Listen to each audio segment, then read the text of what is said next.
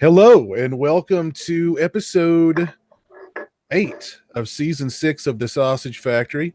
I've not said this in a while, but the Sausage Factory, as you know, is just a bunch of guys sitting around talking about movies. I'm your moderator, Pizzow. Joining me tonight, I have got the Professor, B-Movie Mike. How's it going, Mike? It's going pretty good. How's it going, guys? Good. Going good. How's everything down in Florida? Busy. Doing good. The weather is beautiful. We're starting to get to that warm up but for us it was warm anyway, but warmer than it was, and but it's beautiful. Especially I think it's about 68 outside right now. Beautiful. Oh, nice. Okay. I hate you. Next, we've got also joining me tonight. I've got Orc. How you doing, Orc? Doing all right, memeing, dreaming, dreaming and steaming. We're gonna meme a lot tonight. We're shorthanded, but that doesn't mean we're not gonna have fun. It's like when you get the substitute teacher. That's pretty much how you are as a host. But like they said in the first scary movie, which I'm sure we'll get to multiple times, what the El Duque? Pick up the phone. What are you doing? Chilling, killing. Orc, what weed do you have for us today? What? What choice of weed do you have for us today? I got the fucking what's one?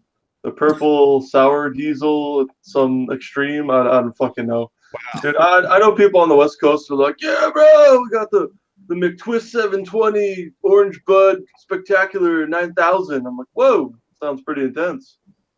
Yeah, bro. I know the names of weed, man. It's getting to be about as weird as the names of vape. Yeah. No, I mean, Mike was in a weed. band, so he knows what's up. But they'll be like, yeah, I got this fucking McShifty Curly Fry 7020 Hypnotic Juicer 5000 joint right here. Do you want to? Like, oh god, just I don't know what you're talking about. Well, how's the health holding up there, Orc?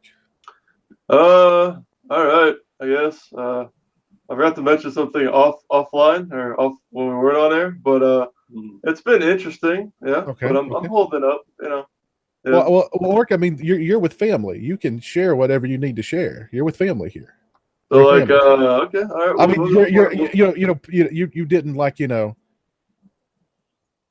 parts didn't fall off. No, dude. I woke up. It's okay. Morning. It's okay. We'll save it till. How graphic is it? It's not too graphic. I'm just gonna say it now. No. I'm gonna override. No. A Sausage Factory exclusive. All right, here we go. Here's what happened. Basically, so I woke up at like 2:00 this morning. Yeah, 2:00, 2 or 3 o'clock Thursday morning, just randomly.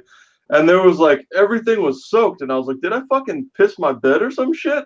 And then I had like in my leg and in my groin, I had like just a lot of fluid because I just stand and I don't move.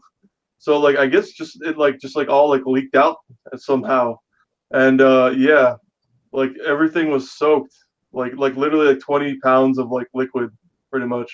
Oh my god. Yeah, just like clear liquid, just like I don't know. So yeah. Jeez, man. That's how I'm doing. Happy New Year. See, that's what I meant last time about he's still standing. Not the flat Earth perspective of some of my fellow cast members, but deeper here. I mean, the spirit is strong in this one, and I admire that. Yeah. No. So yeah, it was fucking cold as fuck, and changed everything, and then we're Gucci. We're still going. Well, my goodness, Orc. My goodness. So what did we learn today? Orc's pro tip of the week: don't get a waterbed ever in your life. Ever. Fuck that. Yeah. Wow, jeez. Yeah. Also joining me tonight is Rambo Raff. How you doing, Rambo? Doing good. I don't know how to follow that up. I'm doing all right, thank you. We're getting snow here. They say in about 6 inches, so I'm definitely envious of Mike and his warm weather. Oh wow, 6 inches. Jeez. That's what she said. Oh. We're gonna be in the 80s like the next week. I'm sorry. Mike, I'm sorry. Fuck you. Jeez. 80s, crying out loud, man. Because like in the Rocky Mountains in Denver and like Salt Lake City, the snow fucking melts. Dude, here in the Northeast or like anywhere that isn't the Rocky Mountains, it just fucking doesn't melt ever.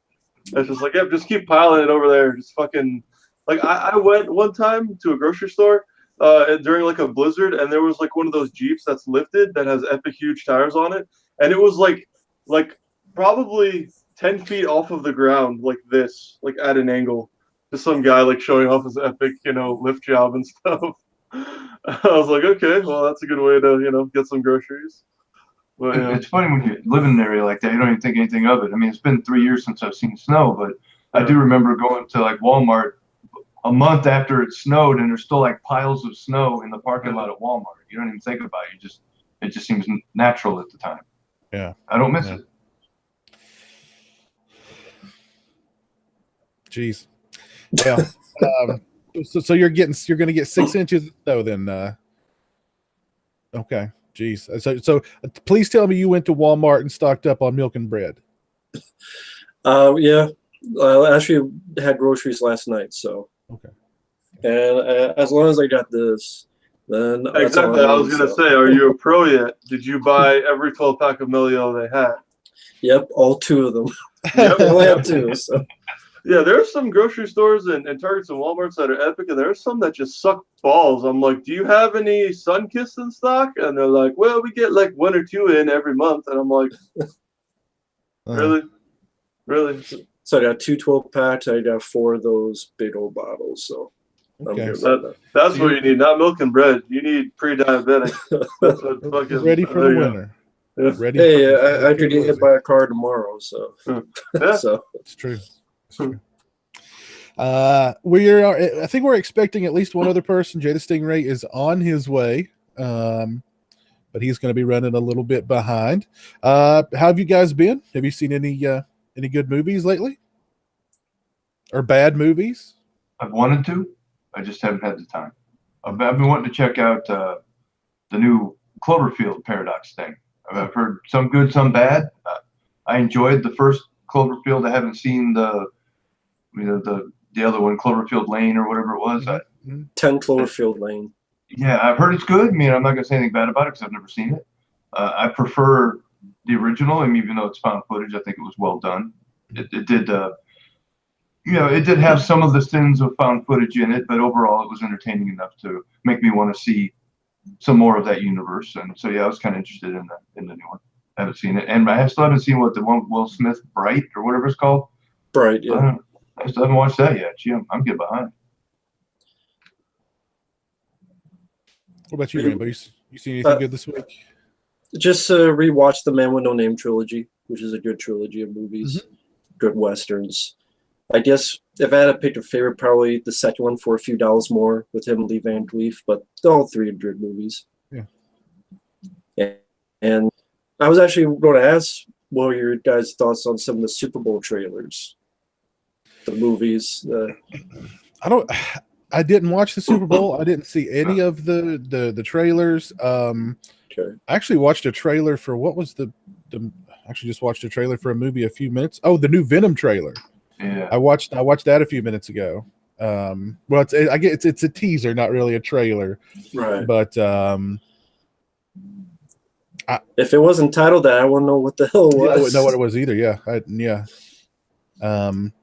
will have to admit that I have watched the new Solo, the Star Wars story. I have not seen that. So did Just to try to gauge my interest, and there is no interest. So that's the guy sounds like he's 14 years old, and he looks like the twin of the guy from Supernatural. For me, the 2 Super Bowl commercials I really liked was, one was Amazon Echo, even though I fucking hate Alexa and Google Home and all that shit. But Echo loses its voice, or Alexa loses its voice, and then they just have a bunch of celebrities. And then, of course, your boy Anthony Hopkins comes on at the end and just crushes the whole commercial, just like making it the funniest thing ever. And then G-Pat probably had the best because they were like, we don't need stupid commercials. or a truck pulling anything to show you how awesome our vehicles are, or our cars are. And it's literally a Jeep that just goes through like mud, a bunch of mud and water, and then it just goes up on a bunch of pile of rocks. And it was just basically like, Super Bowl commercials are stupid, and here's why ours is the best. And I was like, that's a winner right there. I didn't watch the Super Bowl either, but I saw some of those ads. There was an ad that Morgan Freeman did for Mountain Dew.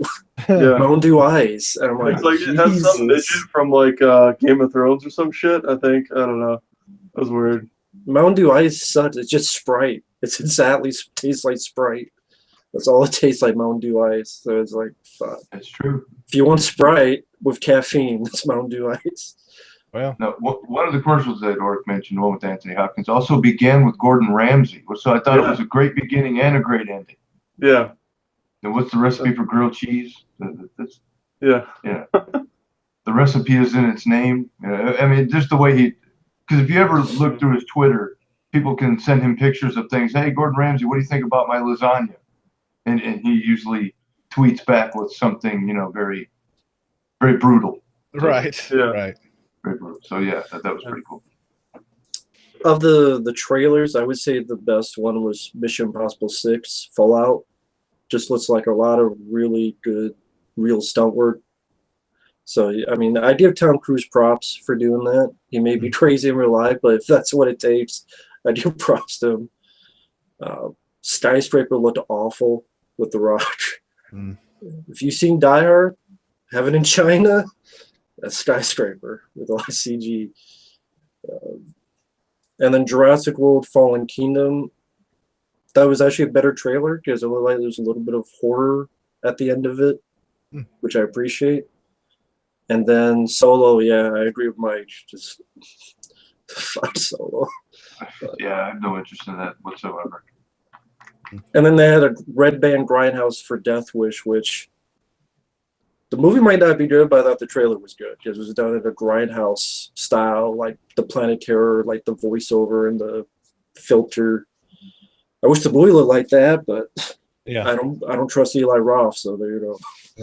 Yeah. And I hated that the trailer said "Master of Horror," Eli Roth. Oh, Jesus, God. I'm like, who the hell did you blow to get that? Oh, Jeep killed it with the commercials, man. I forgot they had the one with Jeff Goldblum where he's chasing the T-Rex. That one was epic too. I don't know if you guys saw that one. That was a fun one where it's. I've skipped over it a bunch of times.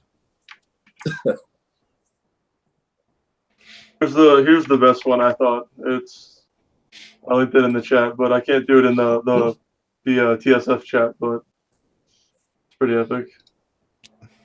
But yeah, I didn't watch the Super Bowl. I just know the Eagles won, and I know Orc loves that.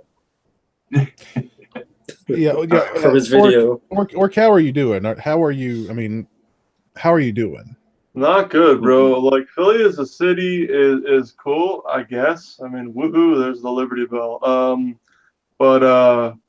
Yeah, their sports fans and their sports teams are like the lowest of the fucking low. Oh my god, it's just like if you had like their sports teams and them as a sports town and a pile of steaming dog shit over here, like they're just like it's pretty much equal.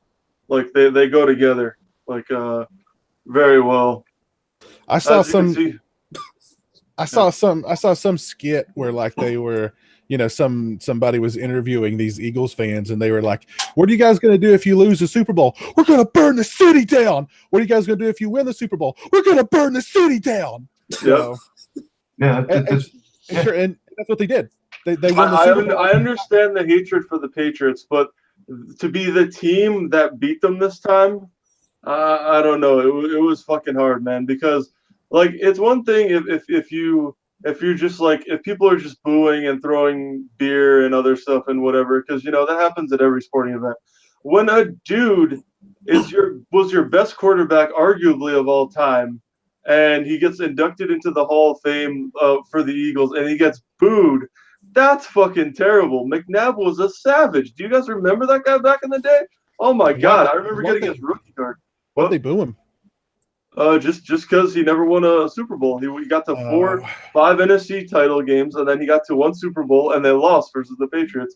But the worst, and Kansas City does it sometimes. but Philly takes the cake in every sport. There can be someone laid out, their vertebrae is completely fucked up, they can't move at all, and whether it's their team or the enemy or the opponent's team, they'll be fucking cheering. They'll be cheering some dude who's laid out and whose life is fucking over, who won't be able to move any of his. I'm like, fuck that. That's the team that's gonna beat us? Fuck off. Fucking kill yourself. Seriously. Holy shit. No. Well, it's over now, Ork. It's just a game. It's just a game. No, and then the stupid parade. I tweeted out. I was like, I hope they all get fucking flat tires. And no offense, Ork. I mean, Philly's not the only organization that has a questionable fan base, at least as far as attitude goes. I mean, there's I don't know. It's just like there was a lot of people not exactly rooting for the Patriots this time, no matter how bad the Philadelphia situation might be. Just different kind of bad.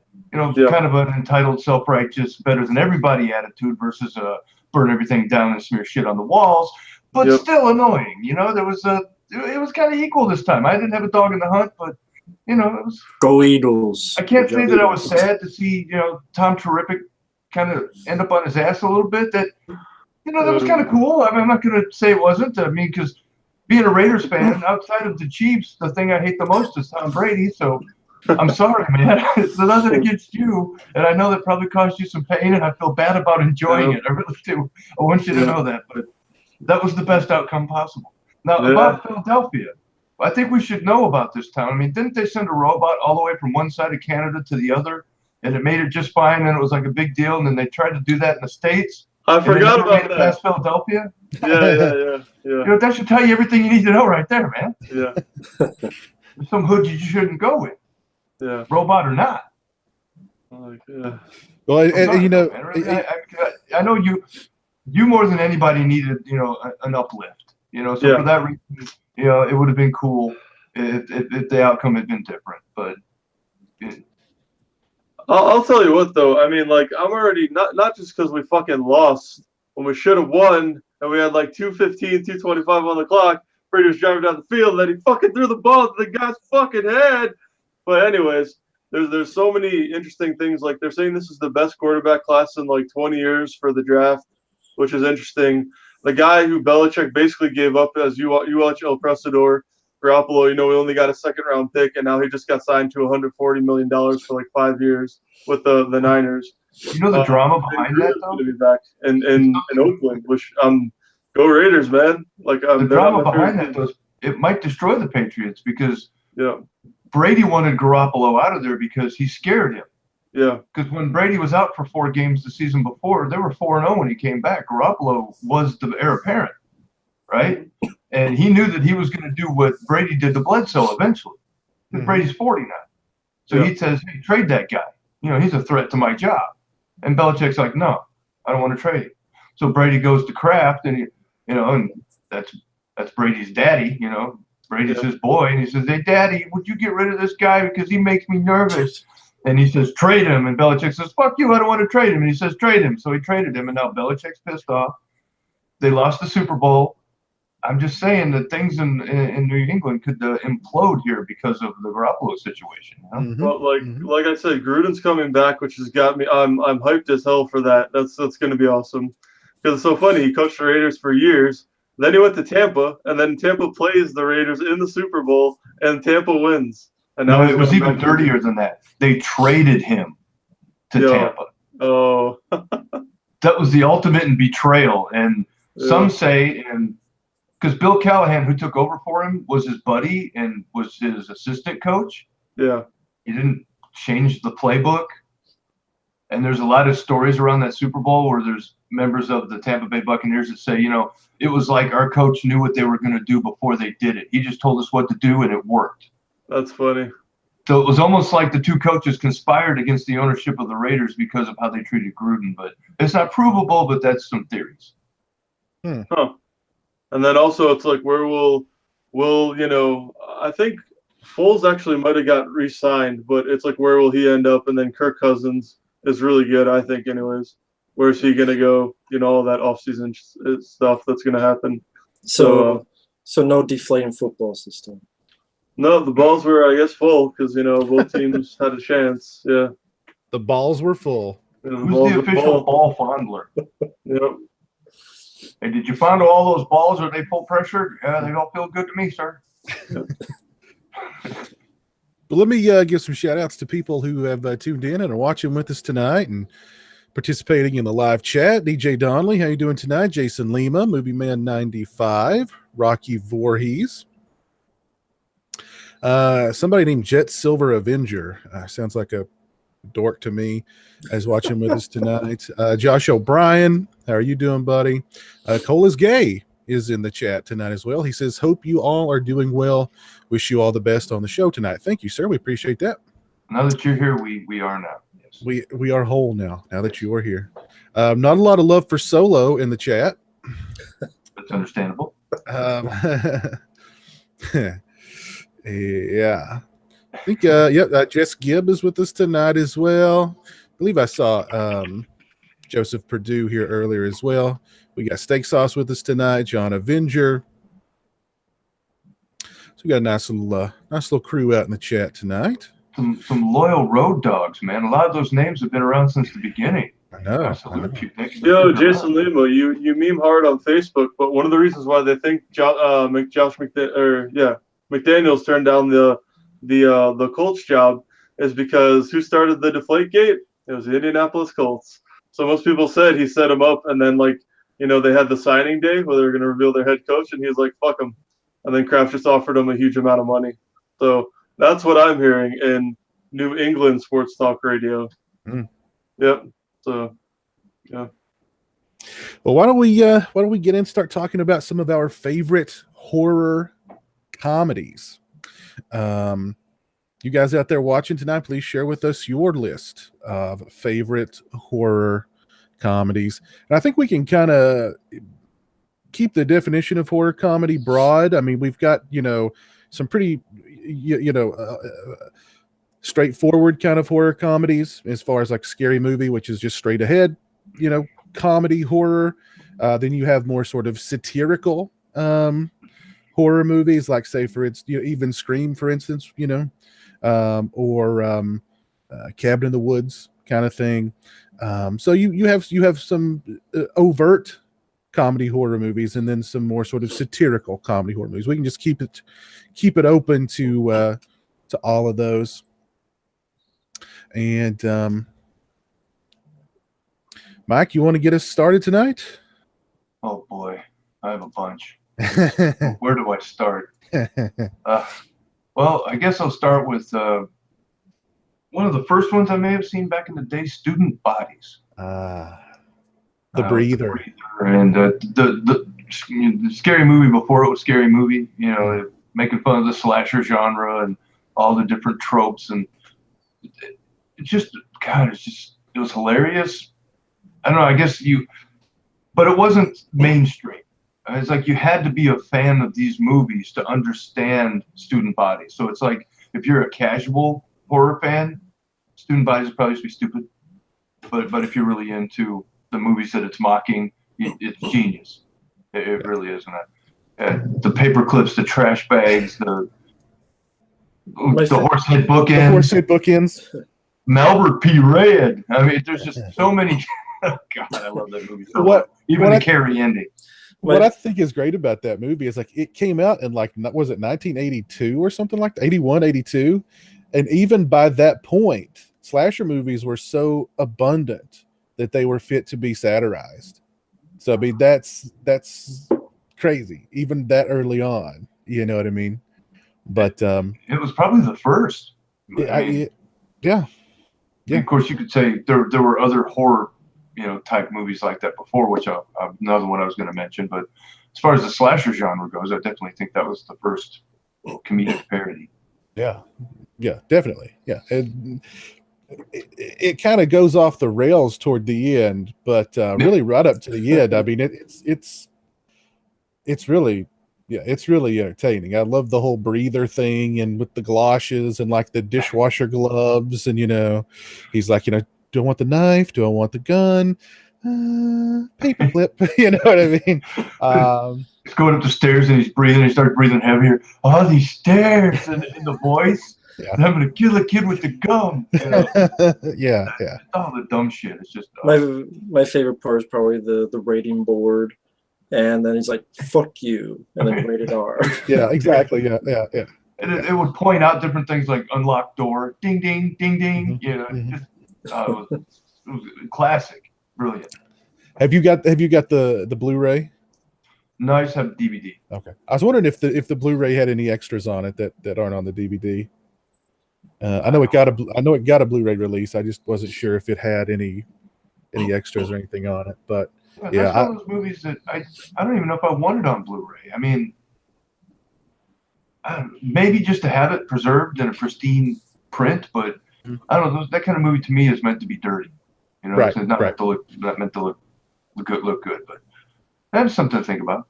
Yeah.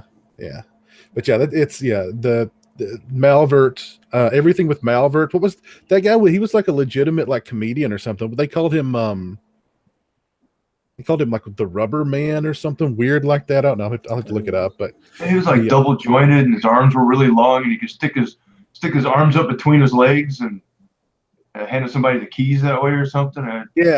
Just really, yeah. But yeah, I love Student Bodies. Yeah, fun movie. Fun movie. Where is Malvert? I'm gonna have to go to the full cast list to find Malvert. That sucks. That guy's like the star of the show. I mean, the two things: the Horsehead Bookends and Malvert. I mean, that's what you remember. Yeah. Oh, his name. They called him the Stick. Okay, I don't know if it was Stick Man, Stick something or other. That sounded about right. The Stick was an extremely thin and zany comic actor. He had a quote unquote regrettably brief career in film and television. Yeah, so he was only in 2 movies. It's a shame. Shame, yep. That is a shame. But I also like how you have the sort of the Killer Zone commentary, like while he's in the shower, like he's in the girl's shower, or he's in the girl's locker room and he's doing something he shouldn't be doing in there. Yeah. So yeah, it's fun movie. Just really fun. So, yeah, it's kind of like if Michael Myers talked to himself. Exactly. A complete doofus.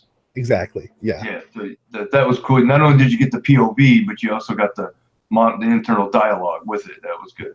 Yeah. Good stuff. Yeah. Good stuff. What else have you got on your list, Mike? Young Frankenstein. I see that's a higher quality movie than Student Bodies, and probably a little more socially known and a little more popular. It parodies the Frankenstein movies, of course, but Mel Brooks and Gene Wilder, when they got together, magic happened, and that was right. I think Mel Brooks' best era, even though Spaceballs is a classic. I prefer a 70s and early 80s output, but I think Young Frankenstein is an instant classic. Just Gene Wilder makes that movie. His portrayal is just, and then you get the Dancing on the Ritz with the Peter Boyle as Frankenstein, and young Terry Garr and Cloris Leachman and Marty Friedman, I think. Feldman. With Igor, and his lump is always moving on. It's different. I don't know. Marty Feldman. This way, there's just so many. That movie is a lap riot. It is awesome, but it's so underplayed. It's almost played straight, but completely absurd at the same time. It's perfect. Yeah. That's Frankenstein. And speaking of the Ritz, coming to us live from the Ritz Hotel somewhere. I'm guessing in downtown, probably Los Angeles. Jay the Stingray, how's it going, Jay? Good. What's going on, guys? Not too bad.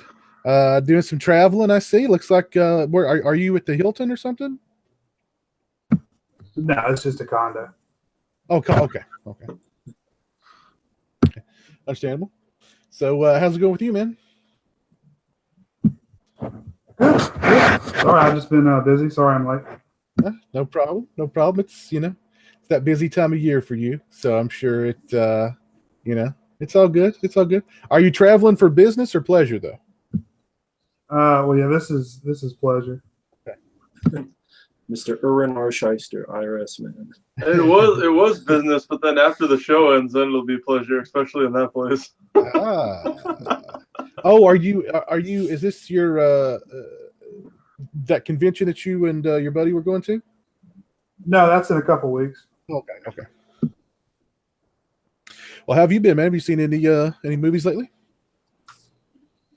Yeah, I saw that Three Signs in Ebbing, Missouri, the one you did a while back, and I liked that one a lot. And I saw The Shape of Water finally last night, and I like that one a lot.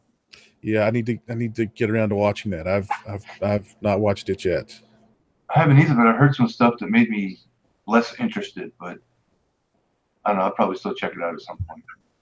Yeah, there's a lot of stuff in there I'd like to talk about, but I don't want to spoil anything for anybody. A lot of interesting choices that Del Toro made, but I've had it spoiled for me, so I probably know what you're speaking of, and those are the things that kind of made me second guess my willingness to watch it.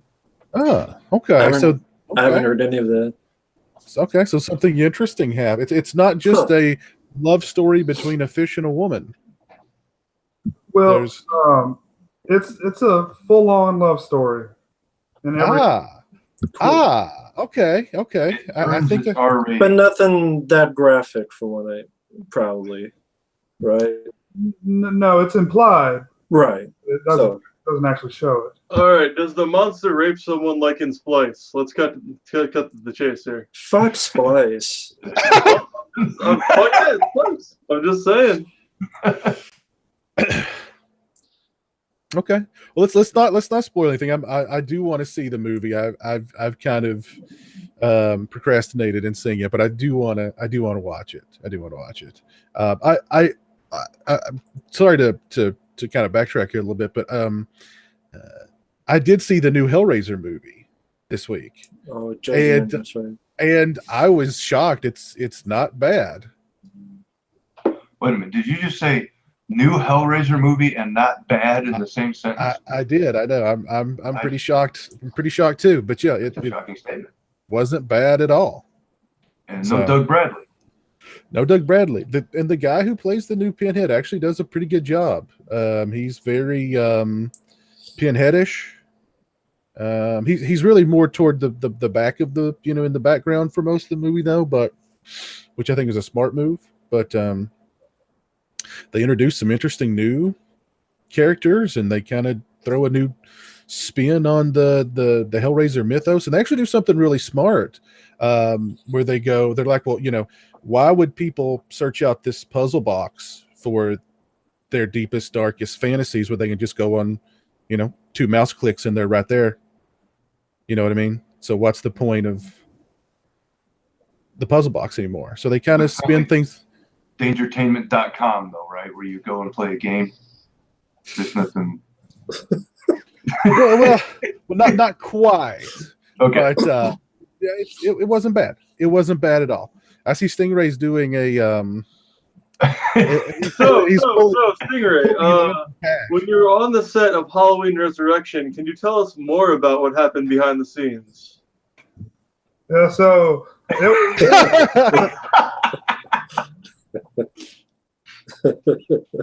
okay, interesting.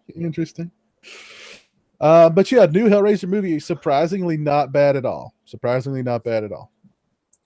Now, have horror movies gotten so bad that bad ones are starting to look good, or things that we would normally write off we accept, or maybe softer towards?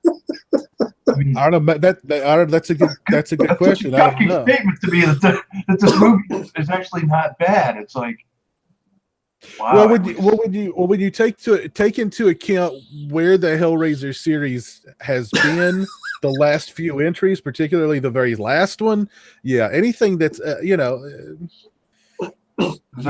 have pretty lower expectations. I'm thinking Texas Chainsaw or whatever it was. Do your thing, cuz 3D. Yeah, so it makes me, and the new Chucky and the new this and the new that. It makes me afraid for the new Halloween. It makes me, it's like, but then you look at what's coming out on the other end, and you're like, well, there's not really a good alternative. So I guess I'm forced to watch it and hope for the best. I did try to. I went into Victor Crowley, going to give it the old college try. I was like, I'm gonna have an open mind. I'm gonna sit down and just let whatever happens. I got about 15 minutes into it, and I abort. I was out of there, literally. The first Hatchet I thought was decent. It's not great, but if it was kind of a splatter fest, kind of an ode to, I don't know. There was something about the first Hatchet that I thought was okay. The sequels got increasingly, Was it dialogue? There's something about, I guess it's Adam Green's sense of humor. And I know he didn't do Hatchet 2 or 3, but it's like they were trying to copy that sense of humor. He did Hatchet 2. Oh, he did? Okay. He just didn't do 3. There's just something about his sense of humor, his character types. I don't know. I find them very grating. And then when you throw in there that really like ridiculously over the top splatter stuff, and like, it's kind of like he thinks he's funnier than he really, like he thinks he's way funnier than he really is. And it just smacks of lameness to me. I was out of there after 15 minutes. When he's away from Hatchet, I think he's good. I like Frozen. I like Digging Up the Marrow. Mm-hmm. I really, exactly. I liked Frozen, and I really liked Digging Up the Marrow. Yeah. So, I mean, when he's outside of the Hatchet universe, he's good. But I don't know. In the Hatchet universe, it's like, I don't know. I hate the characters. I hate the dialogue. It's not funny. It's just, splatter, insanely over the top splatter stuff. And I'm just like, I don't care. There are some franchises that people really dig these days, and they're not even younger people like who are stupid like me. It's just like a new wave of horror, new masters of horror. But like the original Saw is good, but all 3 Hostel films are dog shit. All the Saw films after 1 are dog shit. All the fucking Hatchet movies are dog shit, and people like praise them as like they're the greatest thing ever. Did you see Hatchet 3? I'm like, I'm sorry I did, but I almost killed myself like after I watched it. Grave Encounters. Grave Encounters 2. Yeah. I can do that. Yeah. Yeah. But like what wrong turn are they on? 20? Did that surpass Friday the 13th for the most horror films? That was at 12. It's getting there. Yeah.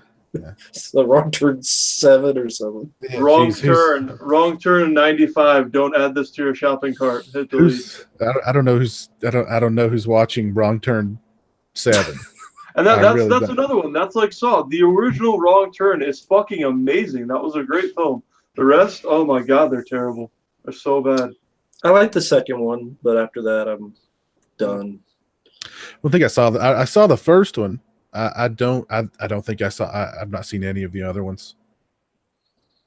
Just had really no desire. But sorry about that, Mike. What other horror comedies have you got on our list? You had Student Bodies, which of course I love. You had Young Frankenstein, which is a classic.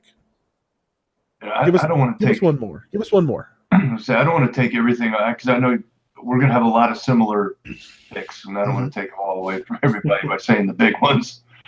Let's see. Well, of the newer ones, I'm going to have to say Tucker and Dale versus Evil. See, that was number 1 on my list. Yeah, it's like, God, where do I go? If I go this way, it's going to be, or that way, because, there's an Of the Living Dead movie in there, and there's a... love that. Love Tucker and Dale. Love that. But Tucker and Dale, I think that was of a modern... It was probably my favorite modern comedy, horror comedy. Although I did enjoy the Piranha remake, but not as much. I thought Tucker and Dale was much smarter because you didn't see the twist coming. At first, you think, oh, it's going to be a Deliverance style thing, but then the Deliverance guys are actually just like innocent. And they know what the fuck is going on. I love the part where the guy jumps into the wood chipper. And the one guy's trying to pull him out, and he's just getting soaked in blood. He's like, these kids are up here killing themselves. And the cops pull up, and he's standing there holding the guy's legs covered in blood. oh shit. And they, of course, it makes them look psycho, but the whole time it's like the one kid in the group is the psycho. Yeah. But that's perfect movie. Oh, that is so good. That's one of the last movies that I remember just watching and just laughing riotously, like several times during the movie, just cracking up. Yeah, that's one of the last ones. I just remember that just dying laughing at some instances in that movie, particularly that the wood chipper one just killed me. What was it? The one guy's running, and then there's a guy looking over. He's running beside him, and he like runs into a tree and gets spiked. Something about the bees. Yeah, because the guy has a chainsaw, and he's being chased by the chainsaw, but he's just trying to get away from the bees. Yeah, that's it. Now they've been trying to do a sequel to that for a long time. I think they actually started production on the sequel, didn't they? I know of. I heard they couldn't get the money. There's little interest, but hopefully that changes. Considering Ron turns and yeah. I don't know, but it could end up the same way. I mean, because that movie is so perfect. I would almost not want to mess it up with a sequel. It doesn't really need one. That's true. It's perfect the way it is. Yeah. Right. Yeah. So funny, man. So funny. Stingray, have you seen Tucker and Dale versus Evil? Yeah. Your thoughts on the movie? Yeah, I like it quite a bit. It's kind of unexpected, and you know, it's a nice kind of a twist on that type of movie. And you know, I like the guys. I think the Alan Tudyk has kind of gotten popular with Star Wars, Rogue One, and all. And the other guy's done a lot of stuff too. The other Canadian fellow. Yeah, can't think of his name off the top of my head, but yeah, Alan Tudyk has been in a lot of stuff. Yeah, but yeah, that's a great one, Mike. That's a great pick. Yeah. That one was when I sit down to start putting a list together. That was the very first one that came to mind. Was Tucker and Dale versus Evil. Yeah, great stuff. That was it. Yeah, great stuff. Great stuff. Well, Rambo, what horror comedies have you got on your list? Well, if I had to pick my favorite, it would probably be Tremors. I just love the characters by Kevin Bacon and Fred Ward, just their back and forth, the blue-collar aspect, even from the beginning where Fred Ward is sleeping and Kevin Bacon wakes up like, Stampede Earl, get out of the way. And then there's only like 3 cows over there. It's like, so is it 3 or more? Like, how many does it take for a stampede? And Fred Ward's like, well, maybe I'll stampede up your ass. I love the characters, Michael Gross and Reba McEntire as the survivalist gun runners. Not gun runners, but they have all these guns in the basement. The movie, yeah, survivalists. And just very fun, great special effects by Alec Gillis and Tom Woodruff Jr. Really like the director by Ron Underwood, who did City Slickers and unfortunately did Pluto Nash. Yeah, just always found it a very funny movie, entertaining. Always enjoyed it ever since I was a kid. Also like the sequel, Tremors 2 Aftershocks, for direct-to-video sequel. I think it's the last good Tremors movie. But the Tremor, when you thought of this topic, that was the first one that popped in my head. Love the creature design of the Graboids. And aren't they doing like a TV series for Tremors now? They're doing 2 things. Kevin Bacon is doing a TV series, and then Michael Gross is doing Tremors 6 in the snow. With Jamie Kennedy. Jamie Kennedy being that? Yeah. Yep, Jamie Kennedy and Michael Gross. Tremors 6, A Cold Day in Hell. And there's a trailer for it. So wow. Okay. And the first one, one of my favorite parts was they're all at the Asian guy, you know, his market, the really famous actor. Victor Wan, H. Shen from Big Trouble in Little China. Oh yeah. Yeah, who's also in The Golden Child, I think. But there's the Melbourne's like jumping on the pogo stick or something. I don't know what he's doing. Or, anyways, they're in the market. The little girl. The little girl's on the pogo stick. No, Melbourne's doing something stupid. He's like throwing a basketball against something. Oh, like, yeah, and then he's like God damn it, Will, I'm gonna kick your fucking ass. That's what Fred Ward says, and then like Kevin Bacon's like, I'm gonna help, and I'm gonna help, and then they go out, and then he's up on the pole. That was funny. Yeah.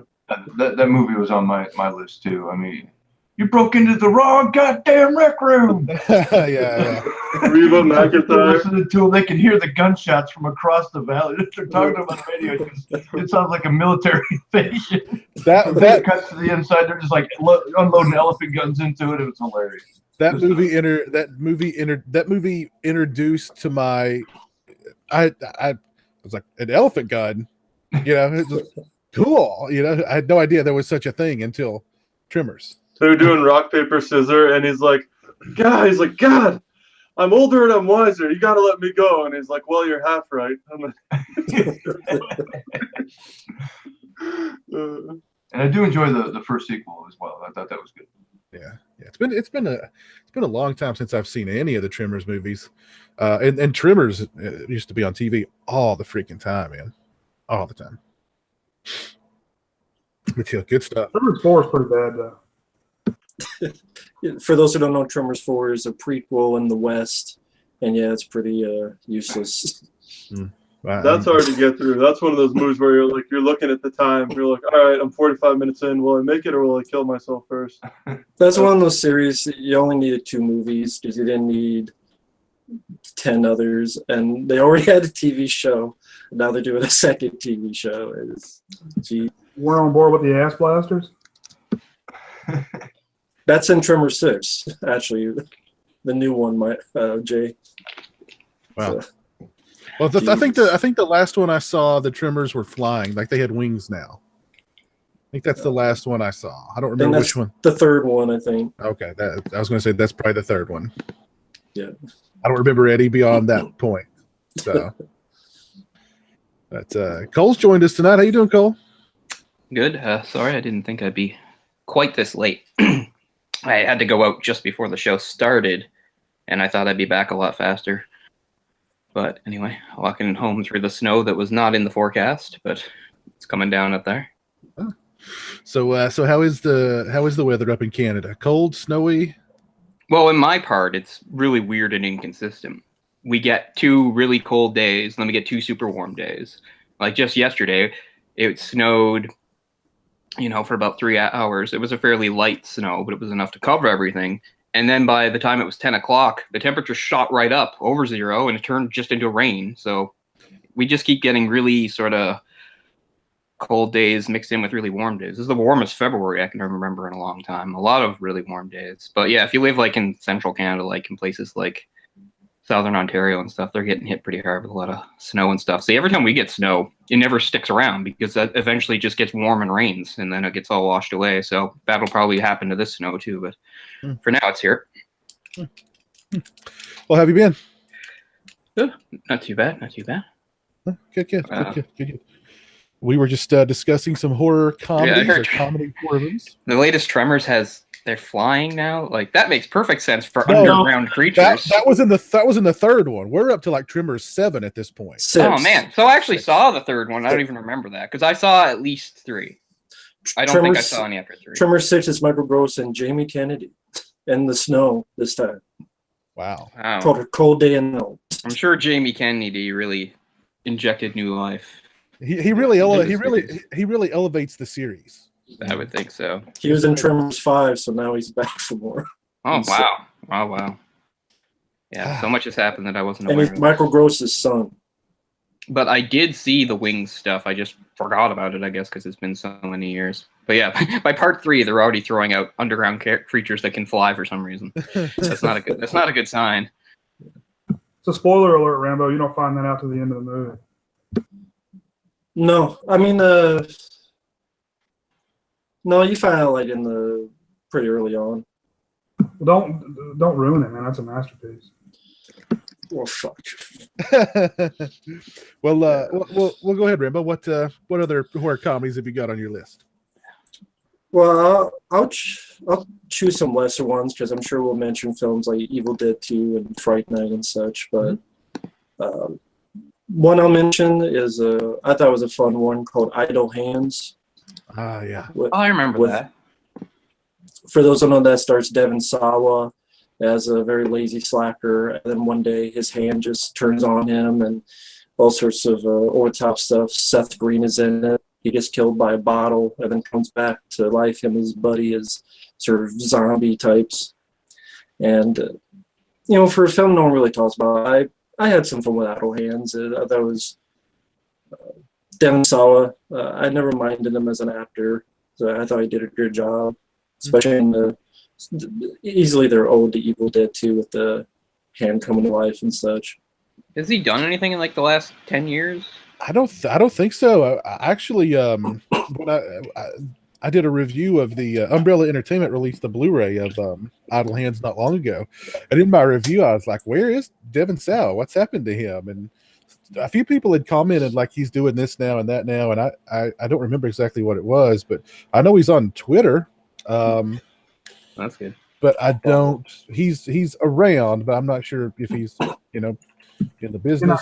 in the pages of Tiger Beat anymore. Yeah, I was gonna say he reminds me of like Ethan Embry, because Ethan Embry, they're kind of like similar age, and like all their main roles were like teenage type, and then when they got older, it was like there wasn't any parts of them anymore. They're just forever, like all their memorable stuff was like playing like teenage characters or maybe early 20s type guys.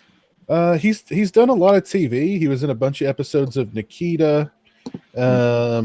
He was in The Exorcism of Molly Hartley. He was actually in SLC Punk 2. He was in SLC Punk 1 and the sequel. I had no idea there was even a sequel to that. Lots of TV. He's in the upcoming Escape Plan 3 and a movie called Knuckleheads. So, Working. He's still working. still around, yep. Wasn't Jessica Alba? Was Jessica- that an early role for her? Jessica Yes. Alba, yes. That's yes, the first thing I ever saw her in, I think. Me too. Yes, Jessica Alba doing her thing. Vivica Fox is like a demon hunter. Jack Noseworthy is like the metal loving greaser guy down the street. Yeah, good cast, fun movie, really fun movie. I like it a lot. Then it was 99, I believe. Yeah. I've seen it in a long time. Yeah, good stuff. I like it. Yeah. And then I guess another one I'll choose is a Peter Jackson film called The Frighteners, which I really enjoy. I love that movie. Not enough people talk about that movie. It's one of my favorites. Yeah. Very underrated film. Michael J. Fox, I think, did a great job. And I think, from what I understand, that was Peter Jackson's version of a PG-13 movie. Because I remember hearing something like, well, if I knew it was going to be rated R, it would have been much more harsher and bloodier. I guess they were going for PG-13. And I know in one of the outtakes, one of the funny things is Michael J. Fox kept thinking he was in Back to the Future. Because he kept saying, Doc! During the tapes. But yeah, The Frighteners, I guess it didn't do well when it came out. Yeah, but it didn't. It flopped, yeah. It didn't. But we talked before some of the reasons why. One is one of the problems that horror comedy has is like the tone is difficult to express to people, especially, and people criticize the poster because it doesn't show anything. It's just like sort of this white face and people didn't know what it was about. And it also came out on the same weekend that the Atlanta Olympics opened, which kind of killed most movies. So there's a few factors there. Yeah. But I know you had, I think E. Wallace was in it, and Jake Busey, Jake Busey, yeah. He is awesome. and of course, Arlie Jeffrey Irving. Combs. And Arlie Irving. Yes, yep. Jeffrey Combs, yep. And I Jeffrey remember- Combs is a crazy agent with all this Yeah. his nipple tattoos, something like he was in a cult. Yeah, He he was was in under a cult and he's full of influence. scars and stuff. He's lost his mind. I really liked that performance. But I was gonna say, I remember when I saw that movie. I didn't see it in the theater, but I saw it when it was fairly new, so I was only about 13 or 14 and stuff. And I remember when I saw Jake Busey in it. At first, I was sure that I didn't know Jake Busey back then. I was sure that was like the same actor that played Biff in Back to the Future. I was like, what? I really thought that was him for like a few years. It's funny. I was like, he's after Michael J. Fox again. Well, let's move on. If and Mike, Rambo, if there's any on your list that we don't touch on, we'll come back around. Stingray coming at us live from the what was it? The Vegas Hilton? I think it was the Vegas Hilton. You said. What are some of your favorite horror comedies? Yeah, don't worry. I've scoped this place out pretty well. You don't have to worry. There's no snipers around here. But yeah, the first thing I thought of was the Return of the Living Dead. Huh? It's probably one of my favorites. I know it's probably on someone else's list. I'm sorry if I took that, but that one is just classic. It's a film I could watch virtually any time and still get some traction out of. Are you a fan of the sequel? Shaun of the Living Dead. That's one that I've really come to enjoy more the more times that I watch it. It's a lot of a lot of little things in there if you pay attention to. You get the multiple viewings. And my third one would be in the Peter Jackson movie. I'll go ahead and go with Brain Dead. Oh yeah. So that's probably the best gore movie ever. Isn't it funny that the Peter best Jackson was great at gore. Yeah, isn't it funny that the goriest movie of all time is also like a horror comedy? You know what I mean? Like it's interesting. Yeah. But I'm surprised nobody said Dead Alive. Yeah. Well, which is it Brain Dead overseas and Dead Alive in the US? Yeah, it was called Brain Dead in the UK. Yeah, and then it was renamed Dead Alive. Over Yeah. here. I've only ever seen it as Dead Alive. I've only seen it as Dead Alive. Is that on Blu-ray? I'm almost. Good question. Let's see. Might be out of print. But I think it's What was the second one, Jay? Shaun of the Dead, he said. Return of the Dead, Shaun of the Dead. And That's a classic. did you like any of the sequels to Return of the Living Dead, Jay? Part 3 is okay. I really don't like part 2, but I haven't seen it just a couple times. I love the cover art, the VHS cover art and the poster that accompany it, but I don't really like the movie very much. Kind of sucks that they brought is it Clu Gulager and the guy that plays Tommy. Tom Matthews. They brought him back too, and just really kind of underused in the second one. Third one's cool. I like Brian Usna a lot. It's some interesting things in that movie, but it's really not a good movie, I don't think. But I think the second one, they brought back those two characters because they had to. They couldn't get the financing or the distribution or something. From so they my brought them back as different characters, but they had to be in the movie in order for it to be made or something like that. I believe it was. They talk about it on that More Brains documentary that the Return of the Living Dead did huge money in Japan. The Japanese market loved it, and the thing they loved about it most were Tom Matthews and James Cameron's characters. So the producer. Tom Fox was like, let's just bring him back for the sequel. And basically, they'll be the exact same characters. Nobody will notice. So, that was the thought process behind bringing them back and basically the same characters, which is fun. You guys feel the same way I do? It's not a very good movie. Yeah. I don't remember it very well, so. The first one's a classic, but I the rest of remember them are forgettable. the Michael Jackson thing, which is like, the fuck. I posted a review about it today. As a matter of fact, somebody had requested that I do a review of it, and I went back and I rewatched it for the first time in a long time. I think the thing about it, the way that I chalked it up was when I was a kid, I liked Return of the Living Dead Part 2 better than the first one, but as an adult, of course, I like the first one better because I think what's odd about Part 2 is like it almost seems like they targeted it to kids. Well, yeah, the director, he's not a fan of horror. Yeah, that's what I've seen him. And so that makes sense. Yeah, but I mean, they really toned down the violence. They toned down, how graphic the first movie is, and then they turned up the comedy, and of course, the characters in the first film were mostly adults. Most of the focal characters in Part 2 are preteens and teens. So I think they really were trying to make it more open to that market. I just remember being extremely disappointed because I rushed out to the theater to see it because I was such a mega fan of the original.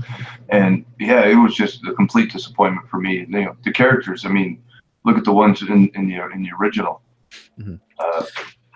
Trash and Demon, I can't think of his character's name, but yeah, I mean, he was the highlight of the flick. I mean, when I got that dead lady talking and he's just like freaking out. yeah. Damn, Miguel Nunez. Yeah, I think I can still be entertained by the sequel, but yeah, I mean it's definitely flawed. It's definitely flawed. Yeah, there's elements of the second one. I like some of the music and some of the effects, but yeah, it's definitely much more of a kid-friendly. And I hate what they did to it on DVD. How they butchered the soundtrack, and they even it seems to me like they added stuff to the DVD, like they re-edited it and like they added dialogue or something to it because there's I don't know. I don't know. What's weird about the DVD? If you change the audio of the language, you'll hear the original soundtrack. It's just in a different language. So it's like they didn't change it for like if you listen in Spanish, like the real songs are there, but only if you watch it in English. Yeah. I used to watch the original in Spanish because I thought it was funnier. Now, that'd be interesting. Because they're going cerebros. So did anyone see 4 or 5? I saw Necropolis, yes. whichever one that was. Yes, I've seen them both. I think it's 5. I think 4 and then 5 is Rave to the Grave. 5 is Rave to the. I can't tell you which one is worse. They're both horrible. It was really bad. Necropolis is fucking terrible. That's 4. Well, Rave to the Grave tries to be comedic, and it's not good. Rave. The only thing I remember about Rave to the Grave is that the movie ends on the tar man standing on the side of the road holding up like a sign, or he's trying to like hitchhike to the rave. Oh God. Yeah, that's all I remember. All I remember is Necropolis just made really bad. It felt like House of the Dead. Like that. Yeah. It felt that bad. It felt that cheap. Yeah. Both really bad. What was that, Stingray? Is it better than Creepshow 3? I've not subjected myself to Creepshow 3. I refuse. No. I refuse. Sadly, yes, it's better than Creepshow 3 because I've seen Creepshow 3 and any movie that has a haunted hot dog. Because the homeless man dies and offers the fucking guy a fucking hot dog because he choked on a hot dog. Yeah, it's gonna be worse than fucking anything. Well, and to answer your question about Dead Alive, there was a Dead Alive Blu-ray release, and you can buy it on Amazon right now. The cheapest you can buy it is $129.99. Oh wow, that's cheap. With $4 to ship. I like the movie, but holy hell, I don't like it that much. Really? So out of print, I guess. Wow. Yes. Well, that sucks. Let's see. Here is a. This looks like this is a Blu-ray from Spain, $37.85.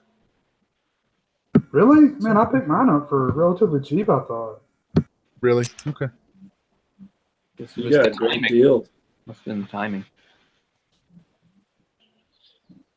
Maybe it's become really rare. It's out there, but it ain't cheap. Another thing about Creepshow 3, the first story ends with the girl being turned to a rabbit. Nice. So that's how winning the movie is. I refuse to watch that, and I refuse to watch Day of the Dead Contagion, but I did watch Day of the Dead Bloodline, so I mean, what does that tell you? I don't know. I don't know. It's probably still better than Creepshow 3 and Day of the Dead 2. I'm sure it's got to be. It's got to be. Yeah, it's got to be. Jesus. What else you got for us, Stingray? That was 3. You want me to keep going? Yeah. It's Return of the Living Dead, Shaun of the Dead, and what was the third one? Dead Alive. Dead Alive. Okay. Of course. Yeah. Does anybody want to say anything about Shaun of the Dead? Because I mean, that was a pretty big, horror comedy, zombie comedy that came out a few years ago. Well, when did that come out? Seems like that's been out for a long time. Okay, so it's been out for a while. Yeah. Okay. But yeah, it's definitely one of the few really good like horror comedy experiences I've had in the theater, because a lot of the better horror comedies are like older, and just so many of the horror comedies of recent years aren't that good. So that was good, to actually see a horror comedy in the theater that was really good. And I remember there was a lot of buzz about the movie, and the theater was packed where I saw it, so it was really lively time and people laughing and stuff. And I mean, for once I was laughing along with them. Sometimes you go to the comedy and you're like, what's wrong with these people? They think stupid. But I mean, no, it was a funny movie, and so definitely a really enjoyable thing for that perspective, because I mean, horror comedies that I've seen in the theater that were actually good, that's pretty damn rare. But yeah, good. When I originally saw it, I didn't like it because of the comedic aspects of it. It was like whatever mindset I was in, I wanted a serious zombie film, but it's really grown on me over the years. There was a period of time where I didn't like horror comedies, but and I know a lot of people don't like horror comedies. But I've come to appreciate them over the years. Like Colson, it's a tone thing. You got to nail the tone, otherwise it's not going to be good. And it's hard to do. It's really tricky to mix those two. And I'm sure at the top of the show you talked about like what makes a horror comedy. We're going to tackle different ones, because there's ones that are just like really blatant and straightforward, like a spoof movie, like the Scary Movie things, and then there's like ones that are like and then there's ones like, I looked at my list of like horror comedies that I have, and the one that's rated highest, and I'm sure we'll talk about, or maybe I already talked about a little, was Lost Boys. And Lost Boys has comedic elements, and it's a horror comedy, but it also plays things really straight and serious at times too. So there's different approaches to it. Yeah. In the beginning, I said we could kind of keep it open because there's the student bodies type of just all out comedy horror movies, and you have more satirical horror movies, comedy horror movies, So yeah, we can just keep it pretty broad. Yeah. I want to go to Orc.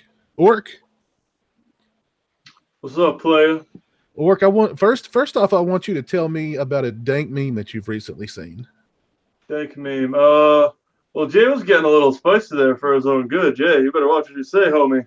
You don't know who watches these Google chats, these Google Hangouts, but no, I can't. Jay's got me beat tonight, man. I don't know. I just stay safe, buddy. I'm worried about you. Don't go to the MGM. Okay. All right. Anyways, that's all I got. But I have some movies I can let you know about. Why don't you look? Let's Orc. There's some people out there who they're just not hip to. They're just not hip. So why don't when you say things like dank and gozu and leet and what was it you said? Keeping it Gucci. Why don't you sort of let us in on some of that hip lingo that you're all about? So basically, if you don't know any of that shit, and you mainly play console games, and you don't dive into any PC stuff related at all, you're pretty much a casual or a normie, or you don't really like to have fun in life. Okay, wait. First, okay, you have to. Okay, what's a casual or a normie? Casual is just your everyday casual person, who doesn't do anything extreme, is into casual stuff.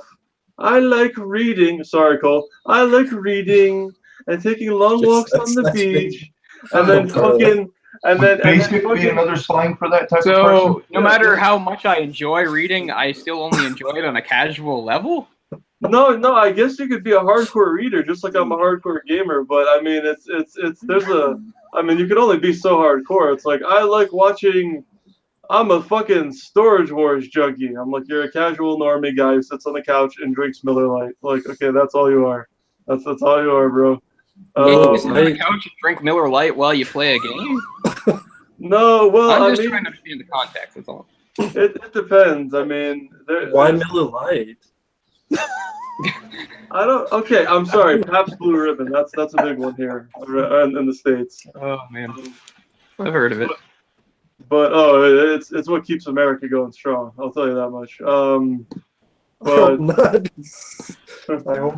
But I don't know. It's just people, like, you ask them. They're like, "Do you even know what Twitter is?" And they're like, no. I'm like, okay. It's like way better than Facebook. You should try it out. You know, you can actually get people who like threaten to kill you and stuff. You know, it's really fun. You should try it out sometime.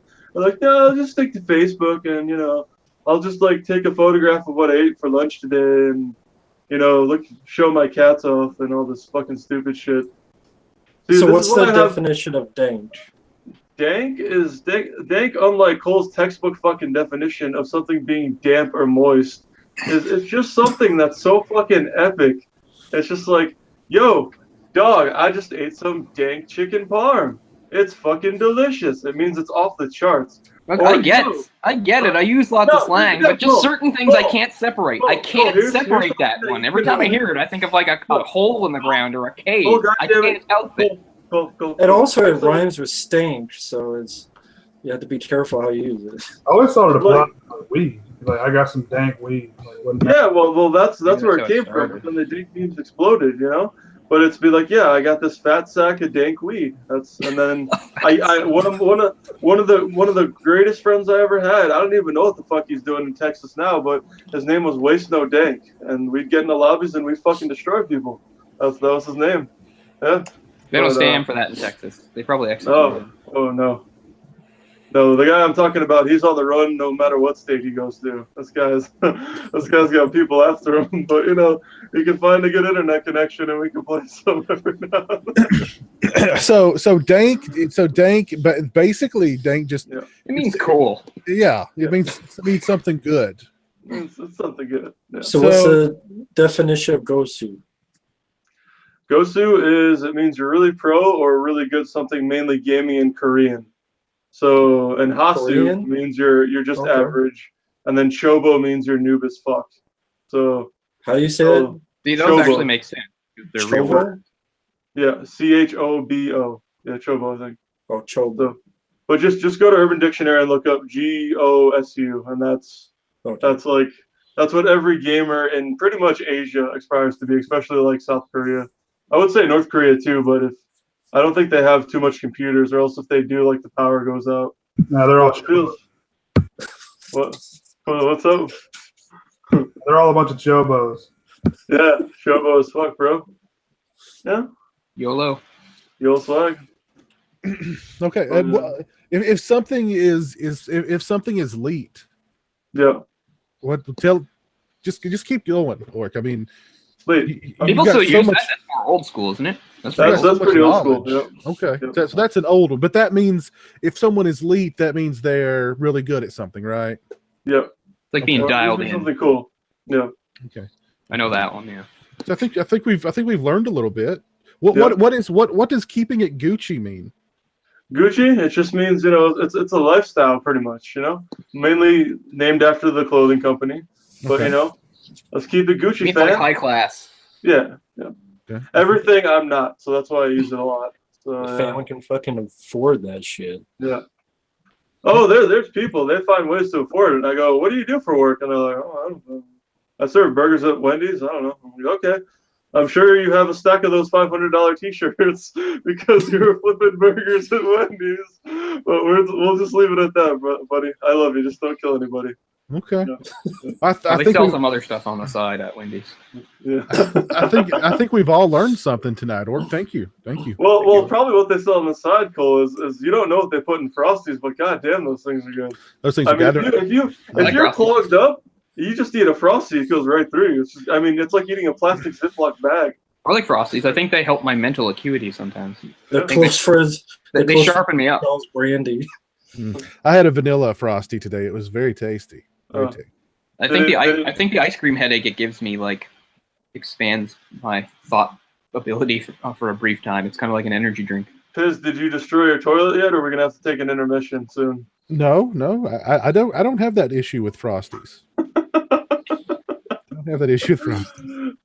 Yeah, that's for like people that are like lactose intolerant. Frosties is why I always roll, no pun intended, with Charmin Ultra Strong. That's what got me on that toilet paper. That's Frosties, man. I'll give a very quick Frosty anecdote from my childhood. Okay. In that there was a kid on my street who I only saw half the time because he was a child of divorce. But he was a kid that totally profited from the divorce, also because his dad was quite wealthy. His dad was an eye doctor. Really nice guy, though, this guy, Dr. Snow. And one day, I was over at their house playing, and this is where I got access to all sorts of cool video games and stuff, because he had everything. But anyway, and his dad came in and said that he was going to go to Wendy's with their little daughter, and did we want to come in the car, and he would get us stuff. So we said, yeah, and he took us, and we took us through the drive-thru. And he ordered himself a Frosty, but apparently this eye doctor, had a special arrangement with that Wendy's where they would give him a Frosty that was larger than anything that actually exists on the menu. It was like this. And so then the other weird part was we're in the back of this minivan. This is the 90s, minivan. So we're listening to a tape of like children's songs because the little girl is only like 2 or 3 years old and she likes to hear it. So I just have like this weird thing of like eating like my like junior bacon cheeseburger or whatever in the back there, and he was a really enthusiastic guy, and he's driving the minivan, and he's playing and he's got the big thing in his lap, and he's sort of eating it in between while he's singing along to like this tape of children singing shit like Wheels on the Bus and stuff like that. It was so weird. He was a nice guy though, but he loved Frosties. Obviously, I couldn't believe it. I was like, you can't get them that big. He's like, oh no, they do it for me. No, you gotta fucking let motherfuckers know. I mean, I know they don't want to be there either, and their job sucks ass. But like when they're like, "Here's a large Frosty," I was like, "Okay, I'm gonna let you in on a secret. I'm not a fucking normie casual fast food eater. You know those large drink cups? Give me it in that." And then they're like, "Okay, well it'll be like $2 extra." I'm like, "It doesn't matter, bro. You're like YOLO. YOLO. And I'm like, as a matter of fact, make it 2. And if you don't fuck it up, I'll give you $3 extra. Here you go. Nice. Now that is keeping it Gucci right there. Yeah. That is some serious Eating Gucci. both of them before they melt. Wow. Oh my God. There's a time limit on it too. You can't just save it for later. You have to get right into it. Oh my God, that was a challenge in itself, Cole. It's a great point that you brought that up. Eating a Frosty in like 90-degree weather in the summer. Dude, I can't even believe the hardships you had to go through in Mississippi. Holy shit. The thing would be melted when they hand it to you out the fucking window, wouldn't it? Here you go. Have you guys... I just take a bath in Frosty. Mississippi melting. Have any of you guys tried the new Taco Bell fries yet? What's The different? nacho fries are awesome. Is that what they are? Nacho fries? They're like they're French fries, but they've got like some kind of taco seasoning on them, and then they give you like a little cup of cheddar cheese sauce to dip them in. I've heard they're good. I've not tried them yet though. It sounds all right. I'm usually horrified by most of these fast food concoctions that come out, but that sounds okay. I could probably try that. Yeah, they're Actually pretty good. I enjoyed it. taking stuff they already have and like rebranding it as something else. I don't know, man. The last time I went to Taco Bell, I got 3 tacos. I ate them, and I didn't even know as I ate anything. That's how well they tasted. So, Wow. So it's like, oh, there's like this much meat, a little bit of cheese, and it's like, okay, is there anything in this? So it might as well be eating air. So, fuck. We have another taco place here now. I don't know. Is it a chain? Del Taco? Is that what place? Yeah. We have a Del Taco now too. I haven't eaten there because it's not my thing. But yeah. Well, what are some of your favorite horror comedies, Ork? We're gonna leave the spicy memes till later in the show. You know, we're gonna keep it spicy, but we're not gonna go extra spicy right now. So what I have for you guys is there is one that won a bunch of indie film awards, and it's called Murder Party. And I don't know how many of you guys have seen that one, but it's really funny. Very low budget, very independent. Just a hilarious movie. About a guy who lives with his cat, and he gets invited to a party, and all hell breaks loose. And you can guess what it's probably about. I won't take too many of the really good ones out, as I'm sure we'll get to them and jizz all over the place as we talk about them. So I'm going to say, here's one. Here's a Grave Encounters one I'll throw you. Type, shriek if you know what I did last Friday the 13th. There you go. Oh, my God. And my other one with that will be Scary Movie, the first one, even though the second one's okay, but those are my main 2. Okay. So, Isn't Tom Arnold in the other one? Yes, he is. Yes, he is. Yep. Like Coolio or something? Yes. I think Tiffany Amber Thiessen is in there. Wow. I remember that. Wow. Yep. Yeah. And Scary Movie is an amazing fucking movie, a horror comedy. Shriek, if you know what I did last Friday the 13th, it's one of those movies for me. It's so bad, it's amazing. I love it. It's so good. Yeah. Wasn't it made for like USA Network or something? I don't. Yeah, and it then used to be on USA Network all the time. I remember. I think so. I think it was straight to DVD as well. And then, but it said if you like Scary Movie, you'll like this on the poster. That's what it said. Yeah.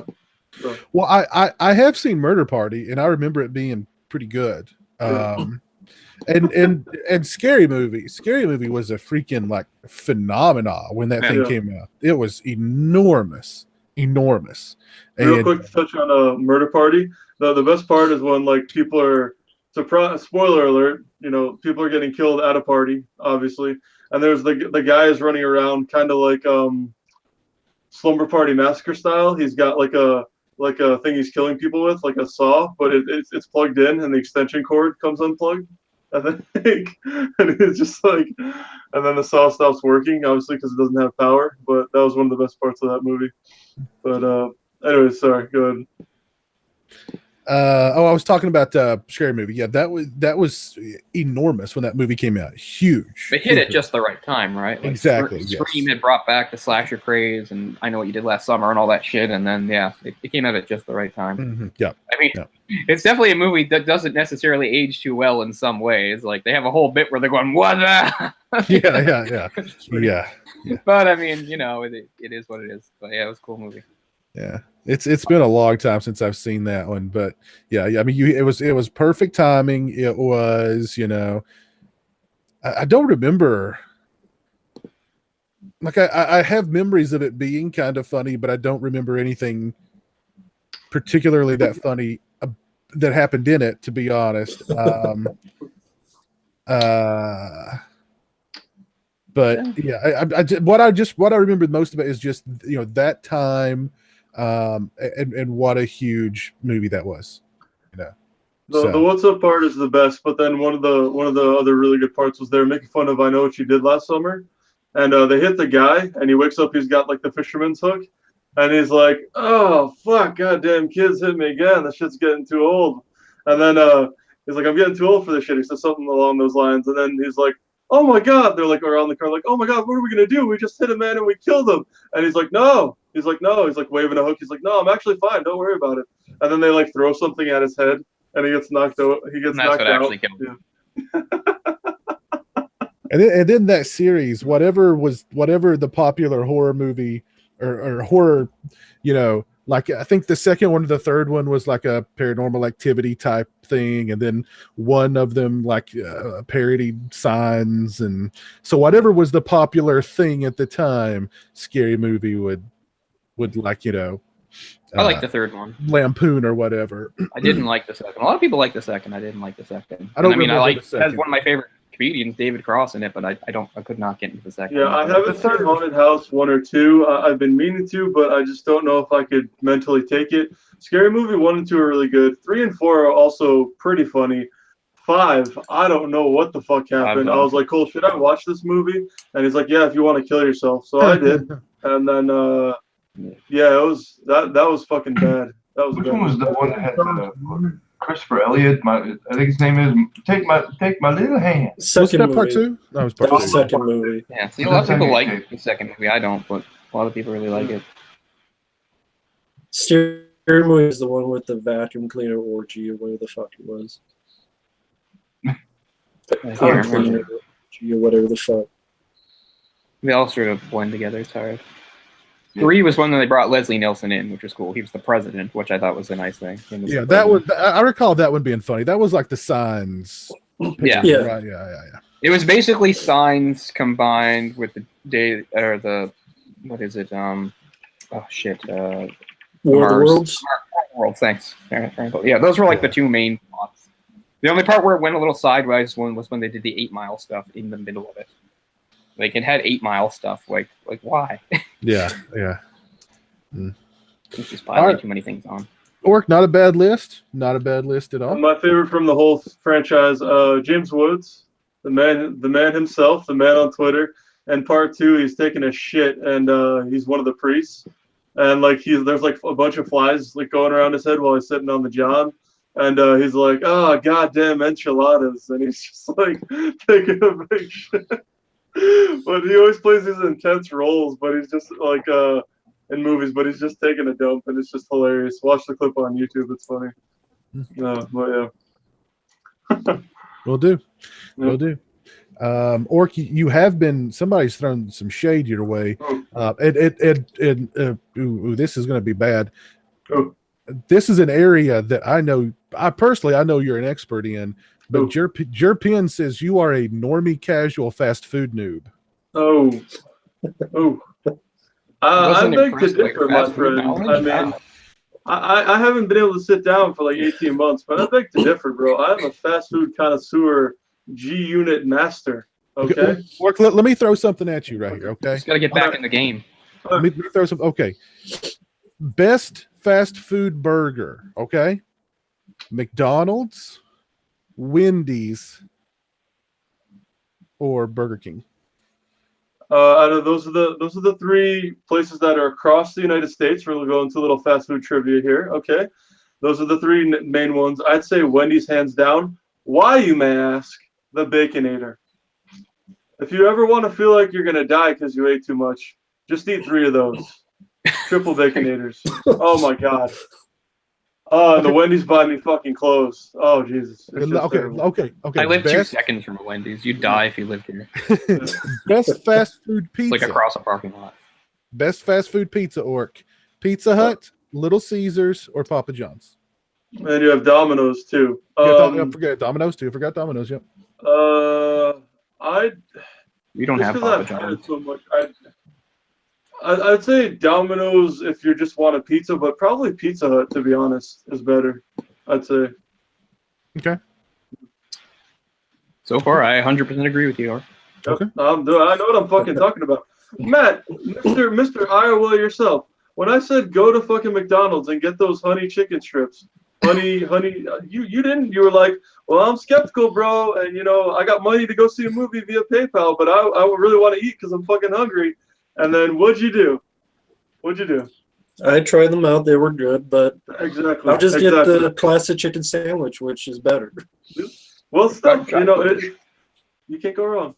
And then, I mean, there are many good breakfast sandwiches. Doesn't matter where you go. Rep my Canadian homies up north, Tim Hortons. They got dank sandwiches. Starbucks even has good sandwiches. But the McGriddles, oh my God. If you want to die, Mike, just give me, just let the world know if they haven't had a McGriddle. Just sausage bacon doesn't matter. It is the perfect breakfast sandwich. All you need is one thing. It's awesome. They're like, so you just want one sausage, egg, and cheese McGriddle with a large Diet Coke? And I'm like, no, I'll take 3 sausage, egg, and cheese McGriddles and 3 bacon, egg, and cheese McGriddles. Thank you. And then they're like, it's because they cost so fucking much. I'm like, I have to take out a bank loan, and they're like, "Oh, that'll be $45.99," and I'm like, "Okay, cool, that's great." America. Well, we're getting right in Orc's wheelhouse here. We're talking about fast food. Yep. We're talking about We'll see, Orc. That's why you do the $1, $2, and $3 values at McDonald's. Oh, okay. Save money. Orc. Okay. Let's talk about chicken sandwiches here. Okay. Let's talk about. Okay, chicken sandwiches. Okay, you've got the McDonald's classic chicken. Okay. You've got. I'm gonna throw a curveball at you here. The Wendy's spicy chicken, or the classic BK chicken sandwich. Which one are you going for?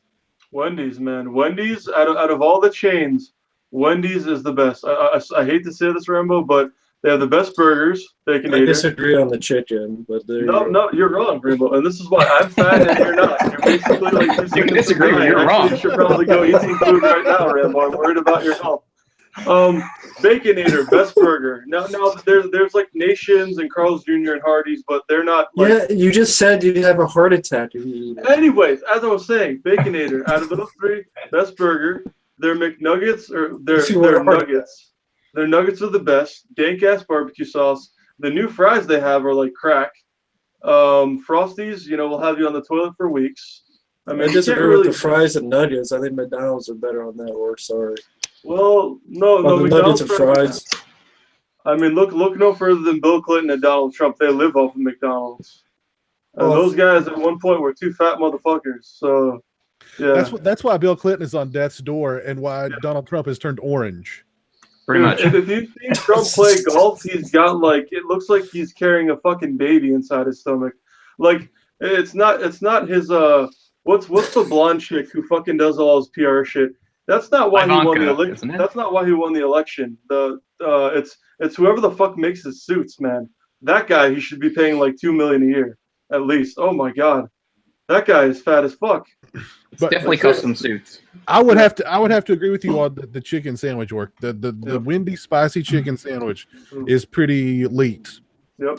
McChicken though, I'm gonna have to go with Rambo on this. I'm sorry. I like the McChicken. Well, Rambo, are you talking about the McChicken or just the classic chicken sandwich? I think both are better. Okay. And honestly, and the fries at Burger McDonald's, King you can't beat the fries at McDonald's. I'm sorry, those things are crap. I hate McDonald's fries, man. Yeah. I hate them. I think they're and anemic. honestly, Burger King out of the big three fast Those are food places. almost as good as cocaine. Yeah, almost. Okay, let me ask you Not this a one fan. real quick. Okay, real quick, Ork. Yeah. Okay. McDonald's fries or Arby's curly fries? McDonald's fries, hands down. Okay, what about, okay. Do you have rallies up there in There you Maine? go. There's some good fries. No, Rallies. Those are fries. Those are good. like there are places that are only in this great country of ours, Cole. You won't understand because you just have Tim Hortons and like maple syrup up there. No, I'm just fucking trolling. But there, like nationwide, there's like East Coast it's Hardee's, West Coast it's Carl's Jr. Those are both good, and then way out west you have Nations and Whataburger, or no, you have Nations and In-N-Out, and then south they have Whataburger. Yeah, White Castle. White Castle. Those are far and few between, but you can find one. Everything at rallies is good though. Yeah. I've never even heard of them. Their fries are really good. Yeah. And then you Checkers have down here, it's Rallies up north, just like it's White Castle up north, and it's Crystal down here in the south. I don't know those Rallies. ones. I mean, I don't know them. I mean, I've heard of some of them, but What's the other I've name? never- of the rallies again? I've never heard of rallies. yeah, I've never heard of it. Good stuff. What's that stinger? Checkers, I think. What is it? Checkers. Checkers, that's a Rallies. I've seen commercials for Checkers. I've seen a commercial for Checkers before. So like I said, we get lots of commercials that show these places that we don't have. It drives me nuts. and then you have like places that aren't sit down places like Applebee's and Chili's and stuff, but or like Denny's or IHOP. You get the point where I'm going. But you get them. They're kind of like fast food, but kind of not. And like Chipotle and Qdoba, those are amazing. Oh. And then one that sucks dick that you should never ever go to, and it's fucking dog shit, is Panera Bread. Oh my god. You want to fucking waste your money and flush it down the toilet? Go to Panera Bread. Oh, just so fucking bad. It's like, take all this healthy shit and it'll cost you $50. It's healthier food. It's healthier food. Yeah. Which Healthy. means it sucks dick. Healthy means Exactly. expensive. Yeah. Well, one place we gotta mention is Long John Silver's. That's a great place. Yep. They don't have sandwiches, but I'd say that I haven't been to all the chicken places because I'm not blessed to live in the South like a few of our hosts here. But Popeyes and KFC. Right. I would want to say KFC or Popeyes. Oh my god. Okay, I'm gonna do this. Popeyes is probably better, but KFC because of the popcorn chicken. Because hear me out. OJ, come on. You love popcorn chicken. Come on, dude. Fuck Putting off. chicken in buckets was like the greatest invention of the 20th century. It was, Like putting fried chicken in buckets. Yeah, I'll agree with that. Yep. See? So what were you going to say? You were going to give an Still explanation. exists. What was that? Was that back? Churches. There was a Church's fried chicken for a while. Oh, I've not seen one of those in a long time. We had a place called Mary Brown's. You hear of that? No? Mary Brown's chicken? No. Yeah, that might just be Canadian. I don't know. I don't even know if it's around anymore. I ate it like 100 years ago. And I've talked to Cole with this for like 5 hours at a time as he tried to leave the call numerous times because he's like, I really am going to go kill myself right now if you don't shut the fuck up. But I think the best dessert place overall, I mean, you'd have to be pretty dumb to disagree. It's not Wendy's or McDonald's. Dairy Queen by far. Mhm. Far and away. DQ Grill. That is kind of their specialty. Yeah. Yep. Yeah. I mean, they're like, "What do you want in your Blizzard?" And I'm just like, "Insulin and diabetes." Thank you. Yeah. Let them And they're fight like, it out. okay, here you go. The Sorry, best- Orc, I gotta go with McDonald's, Orc. McDonald's over Dairy Queen? Really? I just have a vanilla ice cream. That's all I have. So. But see, I mean, when you go to Dairy Queen, I mean, you've got blizzards, you've got cones, you've got dipped cones, you've You got guys have slices, you've got all kinds They of. will never go give to you that, a so- milk jug of vanilla ice cream at Dairy Queen, and it tastes better. Are there McFlurries in the U.S.? Yeah, of course. Okay, Yeah. well, they were invented here, actually, so I didn't know. The first Mhm. McFlurries were in Nova Scotia. That's awesome. Not that it's a big deal. It's not like it's a big invention. It's like, oh, let's rip off Blizzards. Oh, what the fuck are you talking about? That is a milestone in history, especially North America. Jesus, Orc, now you want me to make me want to leave here and get a vanilla shake from You McDonald's. just want to become morbidly obese. The last time I checked, Piz can fact check me. Mike's the man of wisdom here too. I think we still have an 8-hour limit, so you guys have lives. I can't sit down, so we'll be here. You want to go get one? We'll be here 7.5 hours later. That's fine. Just mute your mic. Just pull an Orc. Just What go ahead. what were we talking? What were we talking about this episode? I forgot. We've been. I have no I idea. have no idea. This is the fast food episode. That's We- what that was. We should do a fast. It should just be a fast food episode And last thing before we actually get back on topic, next week. All fast food. Denny's is the shit, but when IHOP's throwing out endless pancakes, I gotta go with IHOP. I'm sorry. It's just. And- Oh. Okay, Endless Orc, one last thing, Orc. Who has the best tacos? Orc. Well, really, the only from what I've experienced being in a lot of states is there's really only Del Taco and Taco Bell for the most part, and I would just have to go with the classic, dirty as fuck Taco Bell, I think. So Yeah. not Taco John. Oh, there's Taco John's. Shit. Oh my God, you caught me slipping. Fuck. I'd still go with Taco Bell. Yeah. Okay. I forgot about Taco John's. Holy shit. Yeah. I'm so noob. I'm turning normal and casual in before your eyes. As Jordan Don't Pitt worry, said. That's how this all started with Jordan Pitt saying you're a cat. No, because there's like 97 states, and like everyone has their own restaurant. It's like, have you been to Chimichanga Wangas? And I'm like, no, I haven't. Where do you live? Wyoming. Way too many states. Way 97 states. That's must have been 97 yesterday. I states. guess. Yep. You really cut down and start combining some of them. It's too confusing. I was doing some geography with Cole. I had no fucking clue that there were more people in the LA area than there are in all of Canada. Think about that for a second. Yeah. That's fucking insane. Holy shit. Now you know why people put GMOs in foods, all the billionaires. They want to kill everybody. Jesus It's Christ. the reason I wouldn't want to go there. Too many people stacked on top of people. No room. So Ev Leopard just commented. He said, "This is why I love the Sausage Factory. The off topics." Yep. And we've apparently made people hungry because people. I are know. like, Now everybody's gonna Yep. go get a fast food break. Retro Cack Accumulations is like, good stuff, guys. Hungry now. Orange Pro tip of the day. I got to interrupt if you guys are, going to that 24-hour McDonald's or wherever the fuck you're going. Fun fact, if you are broke as fuck like I am most of the time, you want to get that Coca-Cola, but you can get water for free. They have to give it to you, especially if you order something. So that's a pro tip of the day. Yeah, but now it's $1. So I thought you were it's gonna $1. tell them that if you hang out back by the dumpster, there's still good stuff you can get. Oh no. Well, Cole, that's low. Come If they're on. just throwing it out, it's not garbage. You can save it before it actually goes into the dumpster. No. I only dumpster dive at $100 a plate restaurants. Thank you very much, Cole. New I actually have a class. That makes new sense. segment. Orcs Pro Tip of the Week. Yep. And that was it.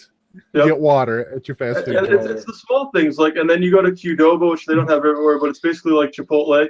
They have the free burrito card. When you walk in and you're about to see a movie, and you go to Chipotle or Qdoba before, and it's on that free burrito, it feels like you just won the fucking lottery. You're like, okay. Those burritos are huge. I'm like, give me a large drink and give me my free burrito, Mrs. Ramirez. And then she's like, okay. And then I get that shit, and she's like, I'm like, what's my total for the large drink? And she's like, it's $1. And I'm like, I love you. Here's $1 for you, my friend. You are the best burrito maker I've ever seen in my life. I love you. Rocky Voorhees. I have had the cinnamon toast crunch shake from Burger King, and I did like it. Holy shit, that's a thing. Speaking of that, I got to give a shout out to Steak and Shake. They have several flavored shakes. One of them being Frosted Flakes and cinnamon toast crunch, and I think Honey Smacks. Man, you guys don't know spoiled dragon or anything like that. But It man, sounds Steak and Shake rocks. like doggy cereal to me. Wasn't there a Fruit Loops shake too? Or something? There was. They have that at Burger King too. It was good. Oh, I liked it. Not our Burger King. Another fun fact. I mean, we can't do this forever, guys, but this is very important stuff. It seems like it. No, Cole. Well, you just got to eat sometimes, you know? You're like Rambo. You guys are going to thin away to nothing. Yes, I know. You know, Mike, at least he has like Dr. Thunder and like Dr. Pepper injecting into his veins via IV all the time. But, you know, okay, fun fact. Dr. Thunder. I'm drinking a big sugary drink. Yeah, okay. But, And you the know, dude. well, Cole, So is this. you gotta stick to the Coke, not 0 sugar. Watch the calories. Okay, anyways, like I was saying, pro tip number 10 of the week via fast food. It's in San Francisco, and I think it's in Seattle now. Rambo, you make a very good point living in Iowa. But, you know, Iowa, let's be real here, isn't the most expensive state to live in. I'm not bragging, Really? I'm in fucking Maine, okay? Here's the point. They don't even have the dollar menu in San Francisco and in Seattle. They have a $2 menu. How fucking stupid is that? Well, here they have a $1, a $2, and a $3 menu. Yeah, they have a 2, a 3, and like a 5 in San Francisco. That's, Well, I don't live in San Francisco, so I don't care. I'm just What's the saying. vibe? Like Crystal, Probably, Do you live in San what, Francisco? Moet and Crystal and shit. Saying Yeah, it's for sure. discriminatory. what? Well, I agree with the spirit of what you're saying, Orky. They shouldn't have different rules for different areas. Everyone should be the same. Should be equal. That's I agree. terrible. Dollar menu for everyone. Yeah. It's un-American. I'm trying to think, is there any other food? I mean, we got to save most for the food episode. Well, Yeah, let's do let's that. get back to the topic. Let's get back to the topic. No, wait, hang on. Wait, there's something Oh else. my God. No, Orc, save No, it, no, save it, no. save it, save it, Wait, save it. Save for the tip next week. You gotta spread them out. And You'll so, burn 'em all out. wait. Not IHOP be has endless denied. pancakes. IHOP has endless pancakes. There is a restaurant. It's spread across randomly across America. It's called Red Robin. And if you keep getting endless bottomless fries, you can stay there all night eating fries, and they're fucking delicious too. That's another pro tip. So you might have to order like a drink every now and then, you know, but you just keep eating fries. It's epic. If you can bring a up, you got to go Perkins. You Yep. can't leave them out. Oh my God, Perkins! Holy shit! Yes, Okay, I get done. it. There's a lot of restaurants, Oh, hey, and they you're all in the deserve their own segments. Yeah. All right, let's get back to the topic. Let's get back to the topic, guys. All right. I don't even where we're okay. I think we're okay. History. That just proves the comment wrong. See, he's not a normie. Yep. Yeah. His knowledge is quite extensive. Hey, when it nobody comes to can fast question food him and now. Okay? food establishments. Never doubt it. Yes. This man, Orc, is the He's elite. he is. He's leaked without doubt. You may ask me, Piz, You what's eat. your favorite Mountain Dew flavor of all time? It is the 2 World of Warcraft flavors that came out when Ozzy Osbourne and Mr. T were on the commercials. Bam. Alliance and Horde flavor. Wow. Nice. Nice. Code Red. All right, Cole, why don't you tell us some of your favorite horror comedies? I think I've forgotten everything. But I mean, yeah, just like people are doing, I'll try to go for some lesser known ones or less obvious ones and stuff, because we'll obviously talk about the big ones. One I think is kind of interesting that I love that I only discovered like a couple years ago, maybe only 2 years ago, that I love so much is I mean, everybody knows the American franchise. There's 2 movies, House, and they're both really good. But I like, even though it has nothing to do with it, the Japanese film from the 70s, Houseu, which is just madness. I love it. Just about a group of teenage schoolgirls that go to like to stay at somebody's aunt's house, and the house is like possessed, and they all basically just get killed off sort of one by one and stuff. But the movie is like a candy coated fever dream. It's insane. It's full of like beautiful pastel colors and like soothing dream pop music and stuff like that. But then there's like horrific deaths of them like being ripped apart and turned inside out and showers of blood. It's just a delight for the senses. I mean, it's got cute Japanese girls, which is great too. But then it's just amazing. Like I didn't even know like horror with that kind of tone existed back then because it came out in '77. So definitely Houseu or House. It was actually, even though it's called Houseu a lot of the time because that's the Japanese word for house, it was released in Japanese theaters as House in English because they thought it sounded better because it sounded, you know, more exotic to them. But anyway, there's like a Criterion edition of that, by the way. So it's considered, I guess, sort of historically significant. So if you haven't seen that, definitely see it because it's just super fun. And even comparing it to movies like in all the like the 40-some years since then, like it's very hard to come up with something that is similar or feels the same way. Like it just blew me away when I saw it. Just like by its amazing tone. Like it just starts off like all dreamy and happy and bright and stuff, and it never gets like really dark but it's just madness, and I love it. So Houseu for sure. There's quite a bit of good Japanese horror and comedy horror, but what else have I got on here? So here's the one that's kind of like I guess a bit controversial as a pick because when we were talking, because I wouldn't even call it straight up horror. It's more like just a dark movie with horror elements. And so I wouldn't call it a horror comedy, but it's more like a black comedy. But it has enough sort of really dark stuff going on in it. And it really depends upon how you watch it. Because you can watch it and not even think it's funny. You can just sort of take it all seriously. And it's a movie that, I don't know, seems to have been forgotten. It was called Ravenous. I'm sure you guys know it. And I fucking love that movie. It's one of my favorite movies ever, period. Not just that genre. I just watch that movie endlessly. I love it so much. And you can watch it and totally miss the humor. But I think the humor is definitely there, and the soundtrack helps a little bit. It has sort of a lighthearted soundtrack to go on with the scenes of like awful horror and stuff. But yeah, just people don't know it's set during, I think it's set around like the Civil War, and it's out somewhere in the Midwest or something like that. Can't remember exactly, but anyway, and it's about like these soldier who gets demoted. For his cowardice in battle, he gets demoted. And they send him off to this outpost that's basically run by incompetents and drunks and stuff like that. That's basically his punishment. He's banished to this place. And they actually wind up going on a rescue mission to help like this lost wagon travelers and stuff like that. And they find only one survivor who tells them the story about getting lost in the snow and holding up in a cave and starvation and how eventually they had to turn to cannibalism and stuff like that. And he was the only one to get out alive. And then, there's a big twist and turn. Yeah, don't they mention like the Donner Party? Yes, they do. Something like the Donner Party. Okay. Which was a real thing. Yeah, for people that don't know, which was a real thing. It's actually the most famous incident of cannibalism in the United States. Was definitely the whole Donner Party thing, which is quite a fascinating read if you want to look it up on Wikipedia or something like that. I'm so interesting, and everybody else seems to have left. Wow, I'm so glad that everybody saved my time for the bathroom break or go stuff their face with fries now that work puts them in the mood. But anyway, I'll continue on anyway. Actually, well, fuck you. I'm just dehydrated. I gotta go get a drink. But okay, I love you too, buddy. But anyway, Guy Pearce. Again, Guy Pearce has always been one of my favorite actors. I love him. I love him in all sorts of stuff. Never understood why he never exactly break through. I've said it before, back when they were talking about the first Batman movies that Nolan was going to do. I desperately wanted him to be cast as Bruce Wayne.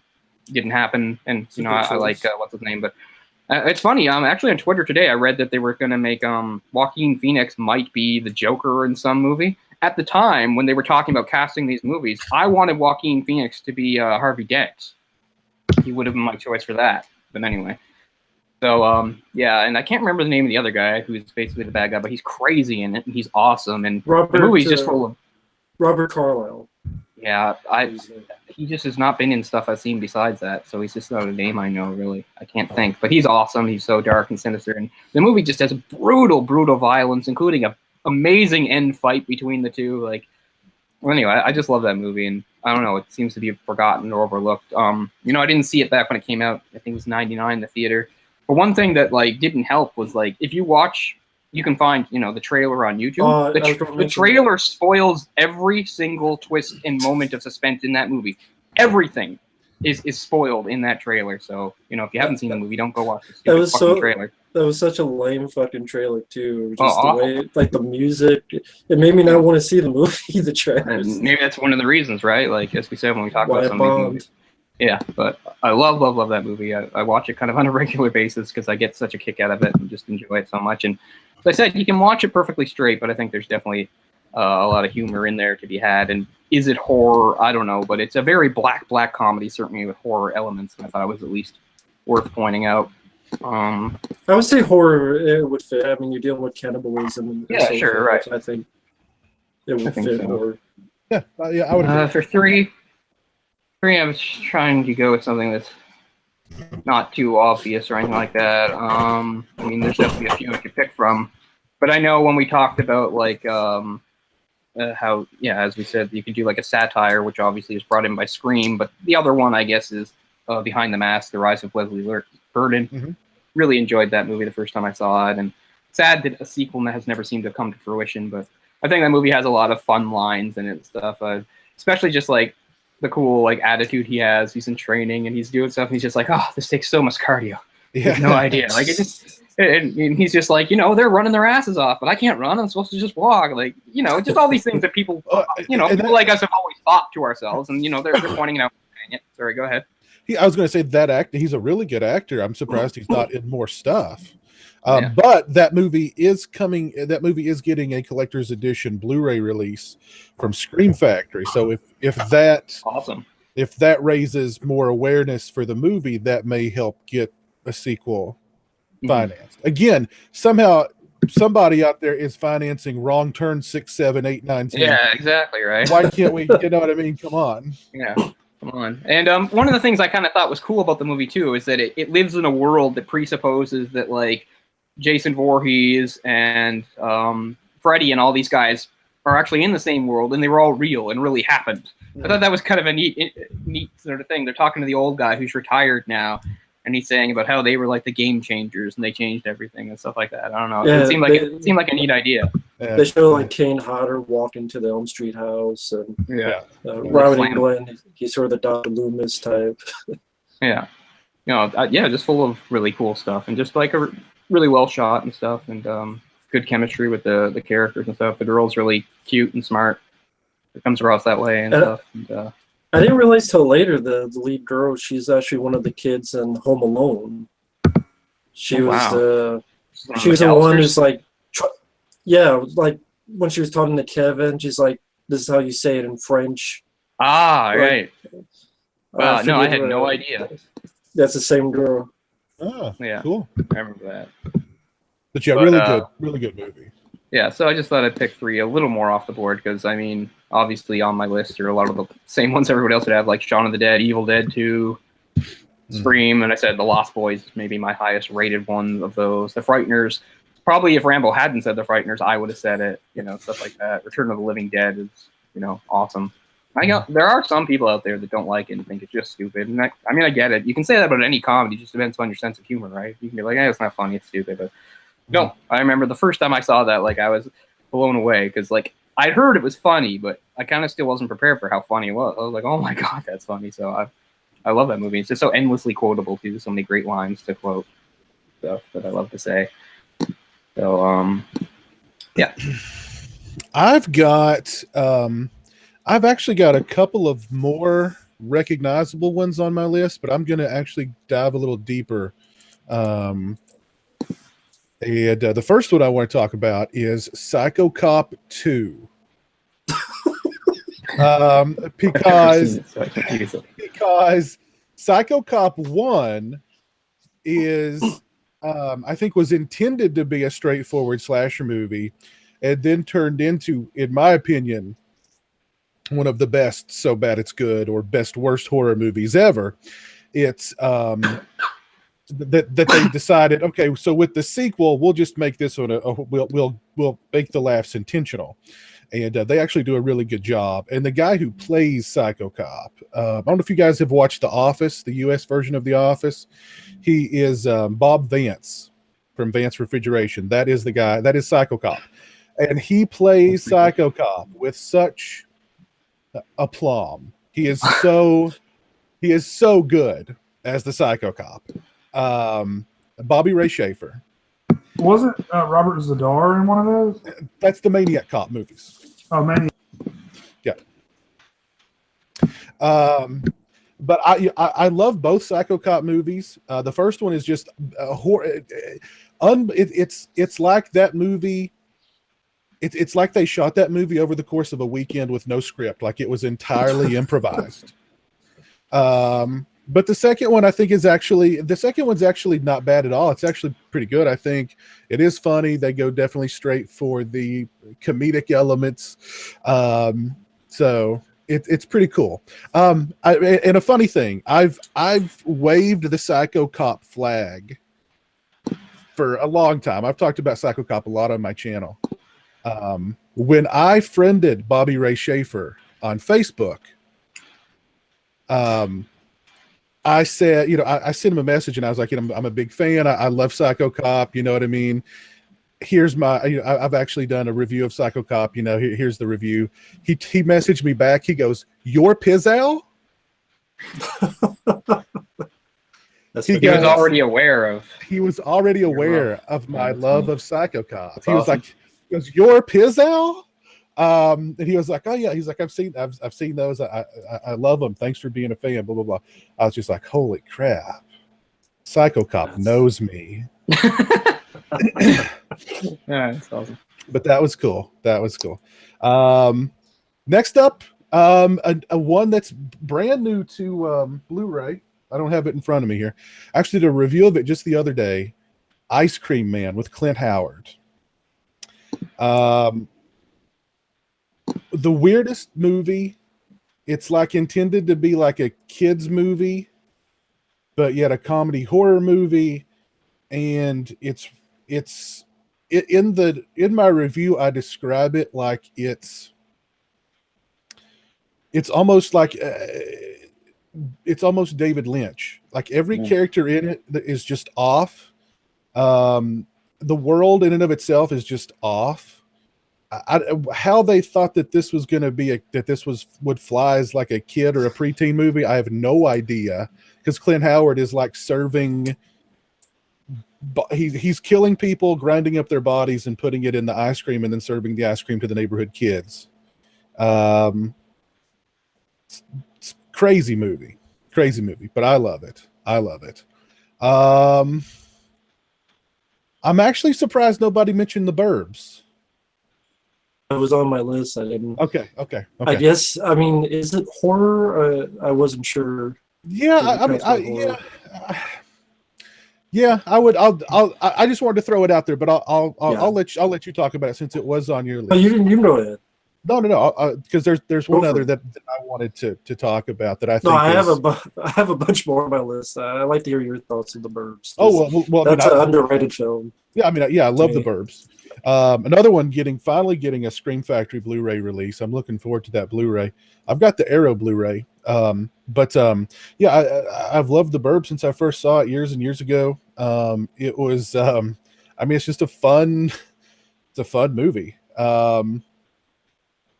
Great cast. I love it. I freaking love it. But the last one that I wanted to mention, I've got some more on my list, but the last one I wanted to mention is Friday the 13th Part 5.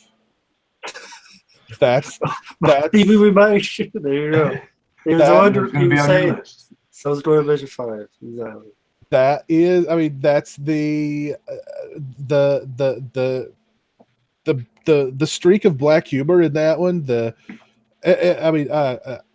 movie to me is brilliant. I think when you break it down, like the character types in that movie, the dialogue in that movie, just the sixth sense of humor in that movie. I don't know, man. It's hilarious. It's freaking hilarious. The characters in that film and their dialogue.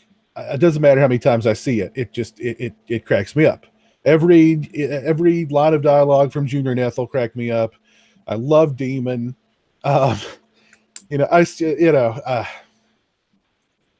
It's horror comedy for sure. But well, go ahead, Brent. Well, actually, Mike. Let's start with Mike. What were some? Were there any on your list that we didn't? Nobody touched on? Yeah, there was a couple.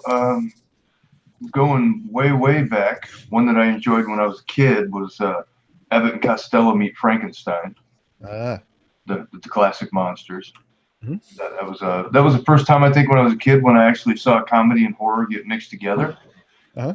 You know, because I was a big fan of the Universal monsters, and I was also a fan of Evan Costello, and to see those two worlds collide and still somewhat respect both. I thought the tone was pretty good because they play the monsters serious, but the comedy comes from, of course, the reaction of Evan Costello, and so that's definitely on my list. Bubba Hotep was another one. Mhm. Yeah. And it's some of the best dialogue. Some of those lines. Mhm. Bruce Campbell's great. It's like, why is this mouth way down there by his ass? It's a shit eater. My mom, not long ago, my mom was like, I never thought the words Bubba Hotep would come out of my mother's mouth. But she was just out of the blue one day. She goes, "Have you ever seen this movie Bubba Hotep?" And I was like, "Yeah." She goes, "That movie's hilarious." And I was like, "Yeah." I was like, "Where have you seen Bubba Hotep?" And it was like on some movie channel. And she's like, she's even DVR'd it. She likes it so much she's DVR'd it and she like rewatches it. Oh, So wow. I mean, yeah. So That's awesome. yeah. Hey, Jay, can I get a real talk? Real talk. I don't know if Alright, you sorry, should. Cole. Back to the American shit. Yeah, I know it's gonna kill you. Sorry, buddy. I gotta do it. All right, you don't want to have a stroke while you're memeing. Coca-Cola Classic, caffeine free, and there's two sides to this one. It's either Cheez-Its or ya boy Goldfish. You gotta have the carton. Cole, this is what we call a carton here in America. Oh. That's Do they You not know. have cartons in Canada? We don't have the think so. technology. No, they don't have anything in Canada. I'm like, so you went to McDonald's? How much shit did you buy? He's like, I got a Big Mac and a drink, and I'm like, how much did it cost you? He's like, $100. So I'm like, holy shit. We never had that thing because I don't eat at McDonald's. I don't put myself above fast food because I like lots of fast food, but no, I don't eat McDonald's. So okay, sorry, Cole, I had to. It's I did have two more. Okay, go ahead, Ray. Thank you. Save us. Save us, Mike. Night of the Creeps. Thrill me? Yeah, come on. It's got the Yeah. Atkins in it. The Atkins, Right yes, there, yes. slam dunk. Oh yes, And yes. what was the other one I was thinking of? Oh, Beetlejuice. Oh yeah. Oh, yeah. Although I consider that to be way more of a comedy than a horror film, but it still played with horror themes. Yeah. I thought it was hilarious. Yeah, absolutely, no doubt. Yeah, well, I think and staying with Night of the Creeps, you could throw in Monster Squad there too. Yeah, I was thinking Monster Squad. Gremlins. Gremlins, of course. Fun Of course. movies. Were there any on your list, Rambo, that we didn't touch on? Yeah, actually, one of my personal favorites is a film from 1990 called Arachnophobia. I was going to mention that too if no one did. Yeah, With, I love Arachnophobia. Jeff Daniels, John Goodman. Really shows, I mean, when you watch that film again, it's excellent with how they utilize the spiders. Like, Yeah. I would love to know how the hell they did that. And John Goodman, I mean, I try to wish he was in the movie more, but when he's there, he's hilarious. Just as the exterminator. Yeah, I just feel like, John Goodman, iconic actor, very well known and respected. Like, that doesn't seem to be a role that gets brought up very much. Like, I think it was one of his classic performances, man. He's really cool. He's hilarious at it. Just, what was it? Lock and load and just getting ready and going to the house, just tearing things up. And love the battle between Jeff Daniels and the big spider in the basement.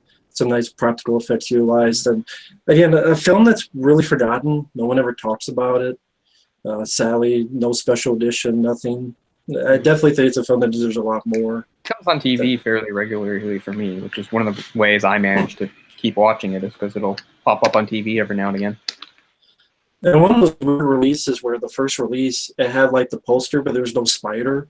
Like they forgot the spider that was in the middle. But then if you get the Blu-ray, they put back the spider in the middle of the poster. So when you see like the DVD, it's like, is it the moon? Like it's just the moon. There's no spider. They left it off there. That's weird. Another one. This is one that I do like.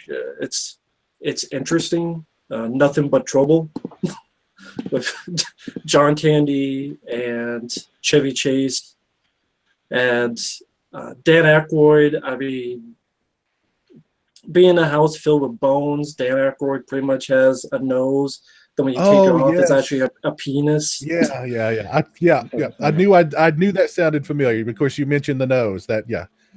And then like he has a little train with all the mustard and ketchup and these sick-looking sausages. They have these two oval-shaped, wearing like diaper-looking mutants in the middle of their junkyard, and I always thought it was a pretty funny movie when Chevy Chase going by these two guys. It's like, oh, there's Evil Knievel and Mr. Clean, and his offhand, like wise-ass Chevy Chase look with. It was nice to see that in sort of this weird. It's like a Texas Chainsaw Massacre almost parody. I thought that was a really interesting movie. A few others, My Demon Lover, as if I remember back in the day, with I think Scott. Was it Scott? Bakula. Forget that actor. No, I want to say Scott Grimes. I could be wrong. He was on the TV show Michael J. Fox. Like a little love story, but it's also mixed with a little bit of horror where this guy's been, because he was fooling around with someone, he's been put with a curse that anytime he gets near a woman, he turns to a demon. Anytime he wants to be intimate. It's a film from the 80s. It's where I actually heard the song Let Go. That was in Night of the Creeps. I first heard it in that movie, My Demon Lover. And then we'll quickly name them Cooties. I had fun with Cooties with Elijah Wood. That was with the zombie kids attacking the school. Evil Dead 2, of course. That's a classic in Army of Darkness. Fright Night, of course, classic. House. Dr. Giggles. Oh, yeah, Dr. Giggles. Oh, my God, Dr. Giggles. Forgot about That's a lot of fun. Yeah. That movie just legitimately scared me when I saw it when I was like a kid. I was terrified of him. Yeah, I mean, just the same with the kid who hid in his mother. Yes. I have an aversion to dentists anyway. So. Oh, do you mean the dentist or Dr. Giggles?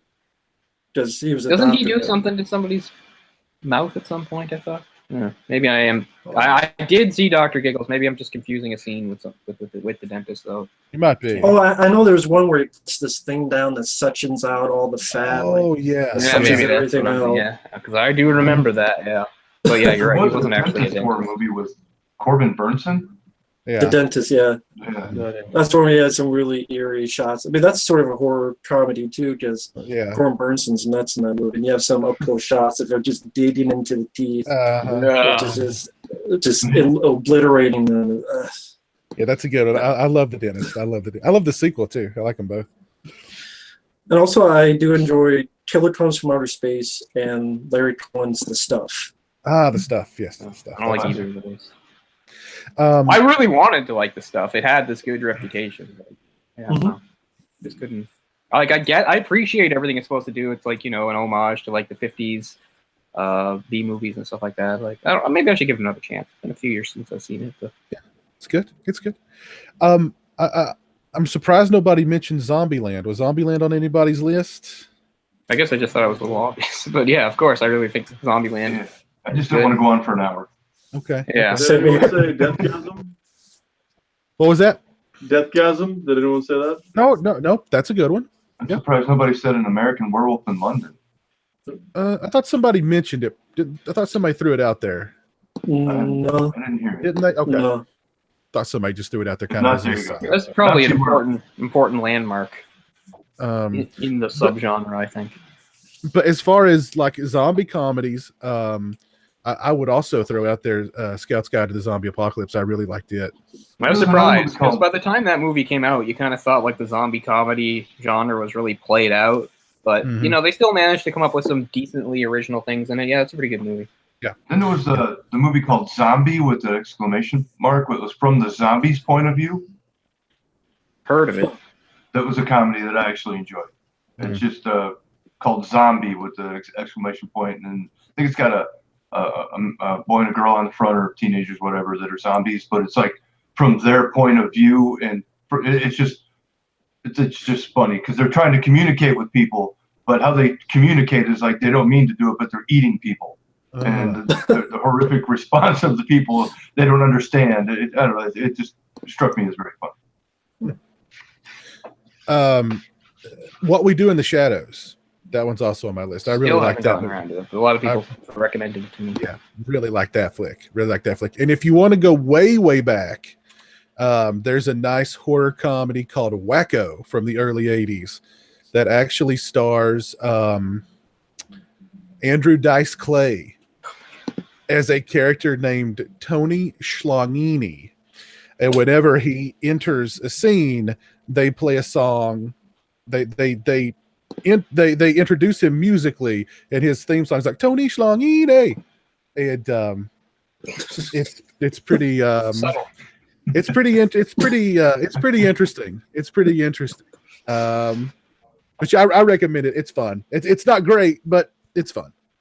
It's fun. Beverly Hills Cop 3. Okay. Of course, It's yeah. horror comedy, not horrible comedy. It's the horror of seeing his career start to come apart. But I know Rambo's seen it, but it's better than Murder Party. But Deathgasm is fucking hilarious. Yeah, check it I out. like Deathgasm. Yeah. That's I a did fun one. I like Yeah. it too. Let's see Or I'm what's surprised you didn't use Brooklyn if you're talking about Eddie Murphy. No, it was a which one? TV show. Vampire in Yeah, Brooklyn. something versus the Book of Pure Evil. Was it Todd? Oh yeah. I've seen I saw that. Yeah. It ran out of money and they ended it, and then they tried to bring it back, but they didn't get enough money, and then they were supposed to make an animated movie to finish the series, but they Yeah, I did saw a some of that. GoFundMe thing, but haven't heard of if they finished it. I really love that show. Yeah, it was like a couple like metalhead guys that get this book and calls demons and stuff. Yeah, I remember that a little bit. Jason Mewes is the janitor. Shit, that's right. It was hilarious. Let's see what Sausage Factory Nation is saying. Let's see. Jacob McCollum's his Parents. You guys remember Parents? It's a pretty good one. Nope, never seen it, and I don't want to pay $35 to see it for the first time. So haven't seen that one. Oh yeah, it's Vestron. Yeah, it's Yep. got that Vestron thing. Over Yeah. Patreon. Yeah. I couldn't get into it because that lead kid was just, he was so blank that like it just annoyed me. I don't know how to put it. Ev Leopard, what's the movie where the guy's hand gets possessed and tries to kill everyone? That would be Idle Hands. Cole mentioned Idle Hands earlier. No, actually, that was Rambo who mentioned it. Rambo. Oh, that's right. That's right. I'm sorry. Yep. But I was gonna Rambo. say, wasn't that the film? Because again, this is going way back to when it came out. I haven't seen it in like at least 15 years. When we were talking about Devon Sawa and stuff. Wasn't that the film that had like that Harvey Danger song on it, and they had the music video for it? Flagpole Sitta. Wasn't that movie? No, I'm sorry. You know what that was? That was disturbing behavior. behavior. Oh, Those came out around the same time. They're both sort of teen movies and stuff. Yeah. So sorry, but I was thinking of that movie. I was thinking of that song. DJ Donnelly says Halloween Resurrection is a black comedy. No, it's just a black piece of. It's a black mark on history. It's a black mark on history. That's true. But Yes. compared to Rob Zombie's both Halloween movies, both of his two Halloween movies, it's a masterpiece. Oscar Agreed. award winner. Agree. Yep.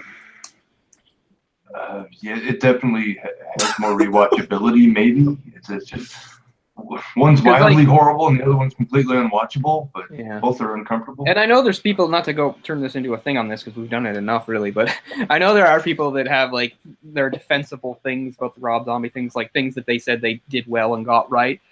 I can concede a little bit of that, but they're just canceled out by everything else, so it doesn't really matter. I'll take it a step further. Rob Zombie is an awesome musician, but those fucking two remakes are so bad.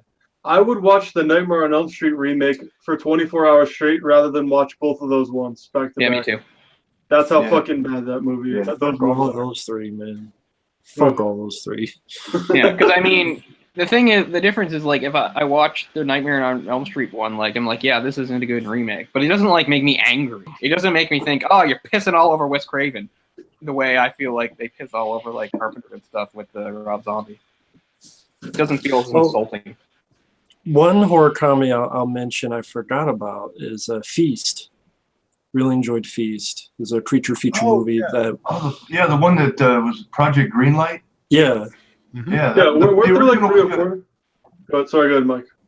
I'm gonna say, yeah, the original was really good. I haven't seen too many of the sequels. They got kind of weird, but Don't bother. the first one was That's where I fun. get stuck in the bar, right? Because I always get Feast and Yeah. Floss confused a little bit. I know, yeah. By Wasn't Ben John Affleck like a Gould. director? Yeah. Yeah, it was No, he was a Gallagher's producer. Okay, son. yeah. And Clue was in it. Movie Man 95 says Motel Hell. Heard of it. It's only recently that I've actually even thought of it as a black comedy. It had some funny stuff in it, just weird stuff, but Farmer Vincent I thought was enough of a straight man to really kind of ground it. But I guess it's a black comedy. It's been described by the people that made it. Described that way, I guess. It's great, whatever you call it. Mm-hmm. Well, and Texas Chainsaw too. I mean, you could, Texas Chainsaw too. Definitely. Yeah. Would Street Trash? If anyone's seen Street Trash, would that be? I've seen it. I don't remember very much about it, but yeah, I think so. I think so. I saw a couple of people were mentioning trauma stuff in the chat. Oh, it's not. I don't watch it. So I don't Is know. anybody? I mean, even Like, is it any of that make you laugh? Like, The first Toxic Avenger is great. Mm-hmm. It makes me laugh. that made their Hilarious. reputation, but what have they done since? Like, nothing. But other than that, it's just People really, jump on Lloyd Kaufman's cock. A lot of YouTubers. I have no idea why. Yeah, like, Trauma, what Trauma, talent has he shown? I know it's Charles Band. I did the Charles Brandy meme just to spice things up.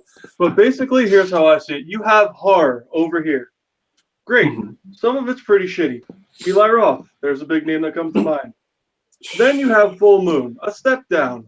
Some of it's watchable. The first few Puppet Master movies, they're okay. Then way down here on the spectrum is Trauma. If you collect those movies and own more than like one, maybe, even one is like a really bad thing to admit. They're just fucking terrible. They're all bad. I'm gonna say Full Moon are masterpieces. I mean, Or- compared to Trump. I'll give you one better. I'll Brave give it people Encounters money. 1 and 2 are much better than Trauma. Hell yeah. No, I don't care what anyone says. Grave Encounters 1 is actually a decent time waster. They're a Now, lot better. 2 is a steaming pile of shit. You gotta. Oh, but 1 compared to 2. At least give me that. I don't mind sure. the first Grave Encounters. The Sure, first Grave I'll give you Encounters that. isn't bad at all. Yeah, It's not I'll bad. give at you all. that. I was bored Um, to tears by it. I never. Movie- They're there. I just say it just to get Orc riled up. Movie The Man. funny thing is, this all started because Jay just looked at my letterbox randomly one day, and I just had watched it, and I was like, all right, this is an okay flick. And I give it like 4 stars or something because I overrate everything. And It's then probably he because you dropped had it on- recently asked him some movie to watch. That's the thing. Because sometimes you ask me and Jay about movies to watch because you're like, there's so much I haven't seen. So we're like, here's this like legendary movie that people love and has been acclaimed. And Orc's like, yeah, I'm gonna watch that. And then he goes and watches Grave Encounters. And then we're all in a PSN chat and we watch Beyond the Gates on Netflix, and that We'll was have to do another one of those. That movie was okay. I guess it was sort of a horror comedy.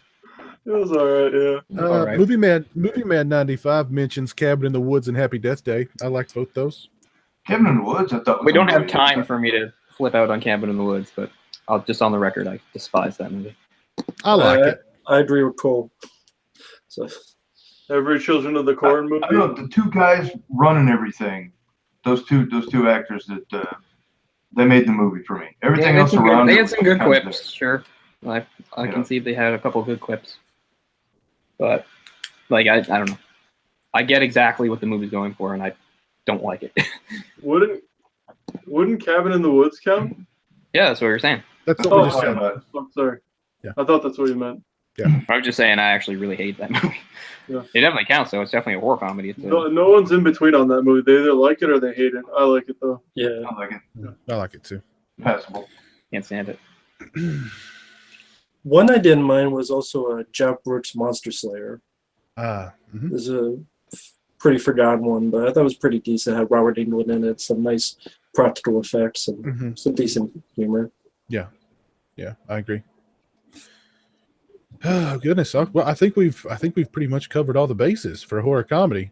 I think there's a few we may have overlooked, but Well, I'd mentioned the Rocky Horror Picture Show is pretty cool because of how out there it is. You know, it's a musical and it's all this stuff, but it really is a horror comedy too.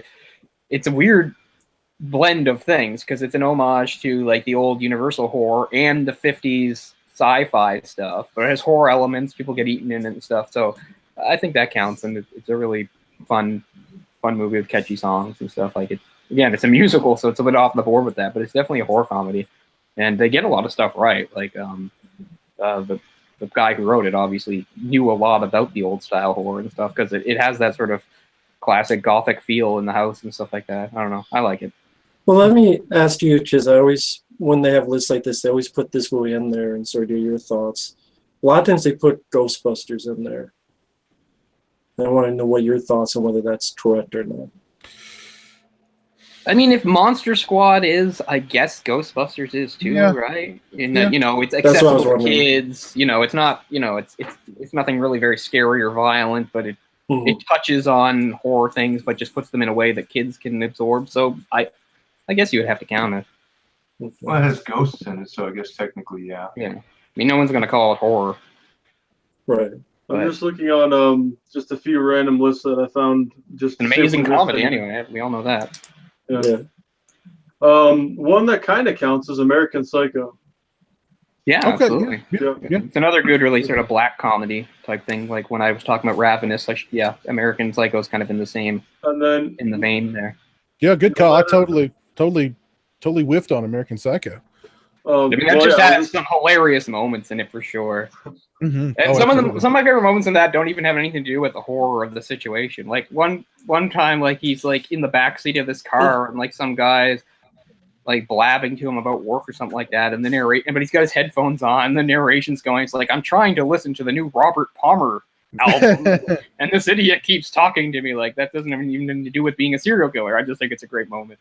And no matter where you live, one that's on Netflix around the world.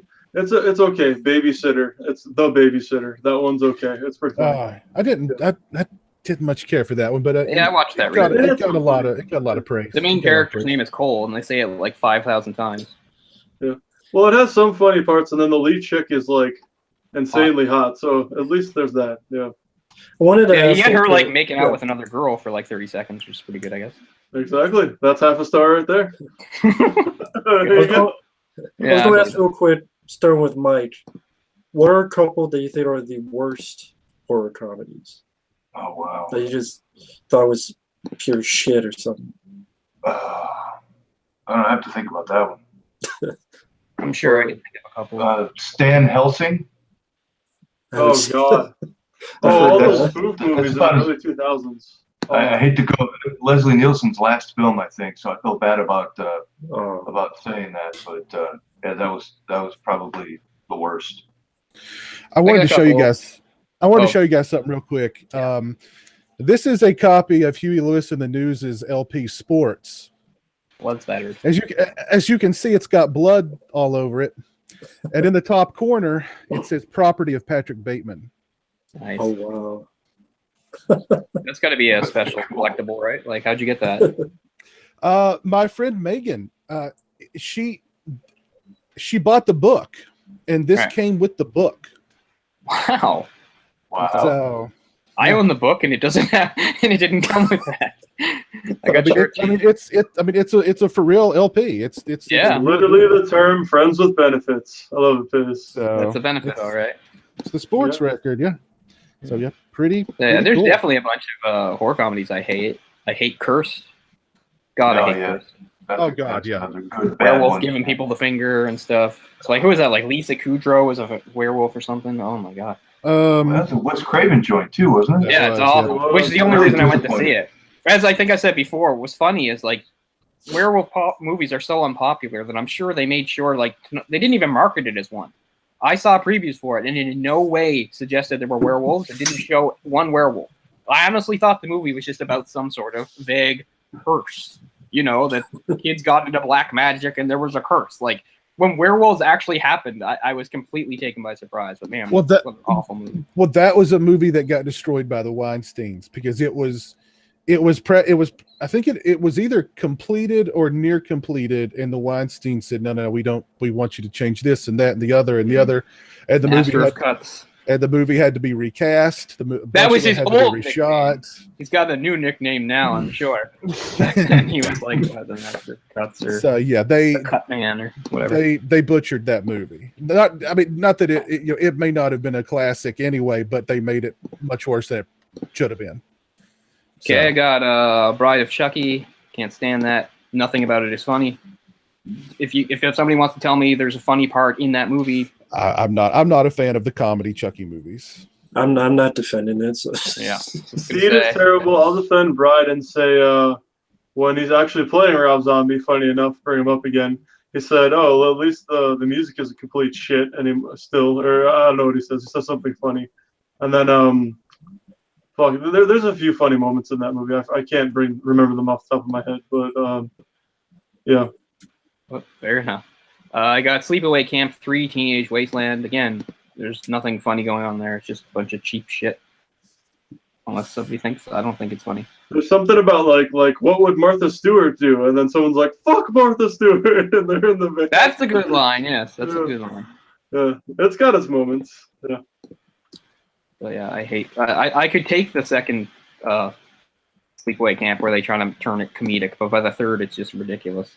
She's like talking to the camera and stuff. Oh, hate it. So, what do you think are some of the worst horror comedies, Piz? Oh gosh.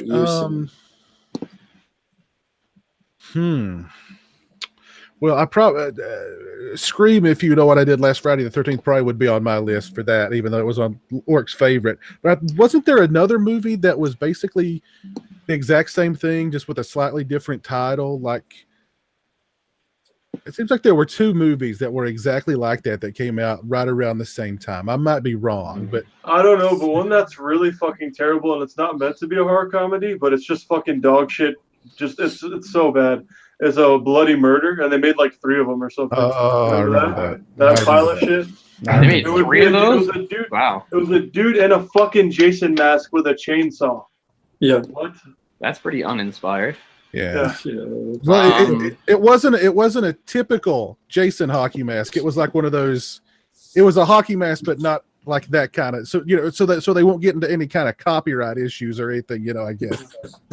Yeah. I was kind of looking up worst ones, and I found one that I actually kind of liked out of it. Class Reunion. I don't. National Lampoon's Class Reunion. I don't find that one to be horrible. I think it's okay. It's kind of a lesser known one. I'm not even sure if you guys have even heard of it. I've heard of it. It came out in the early 80s. I didn't know it had horror stuff. Anthony Kiedis' dad actually plays the psycho in the movie. Kiedis' dad. Yeah, it's considered bad, but he I like shirtless the whole time?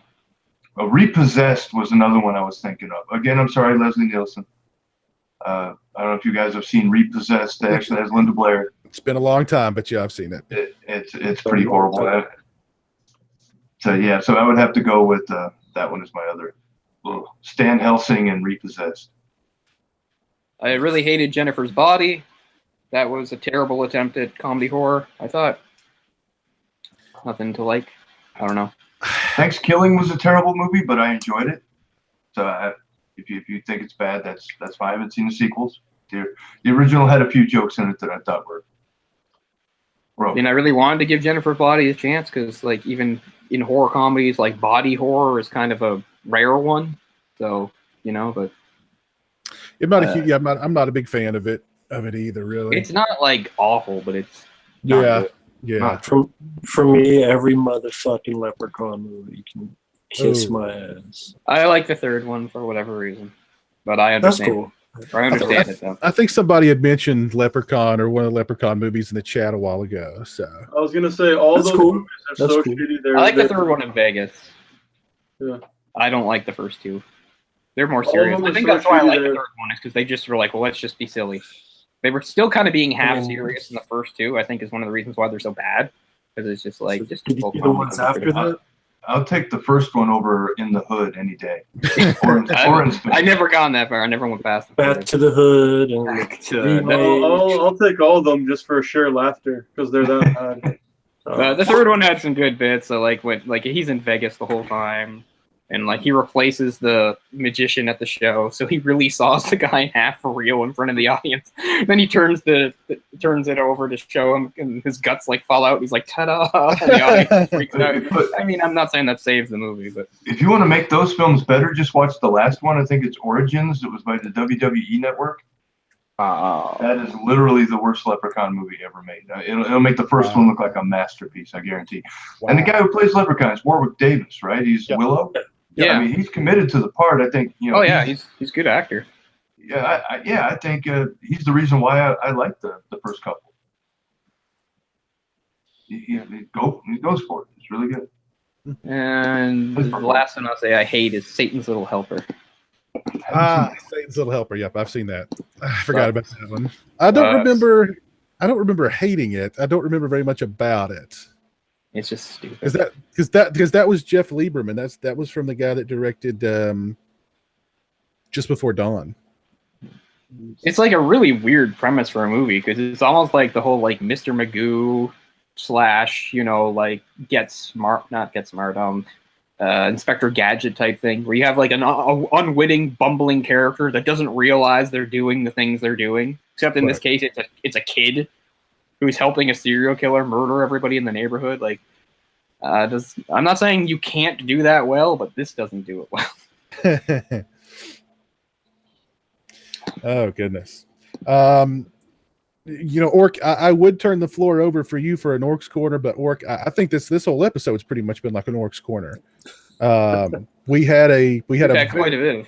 Yes. This has been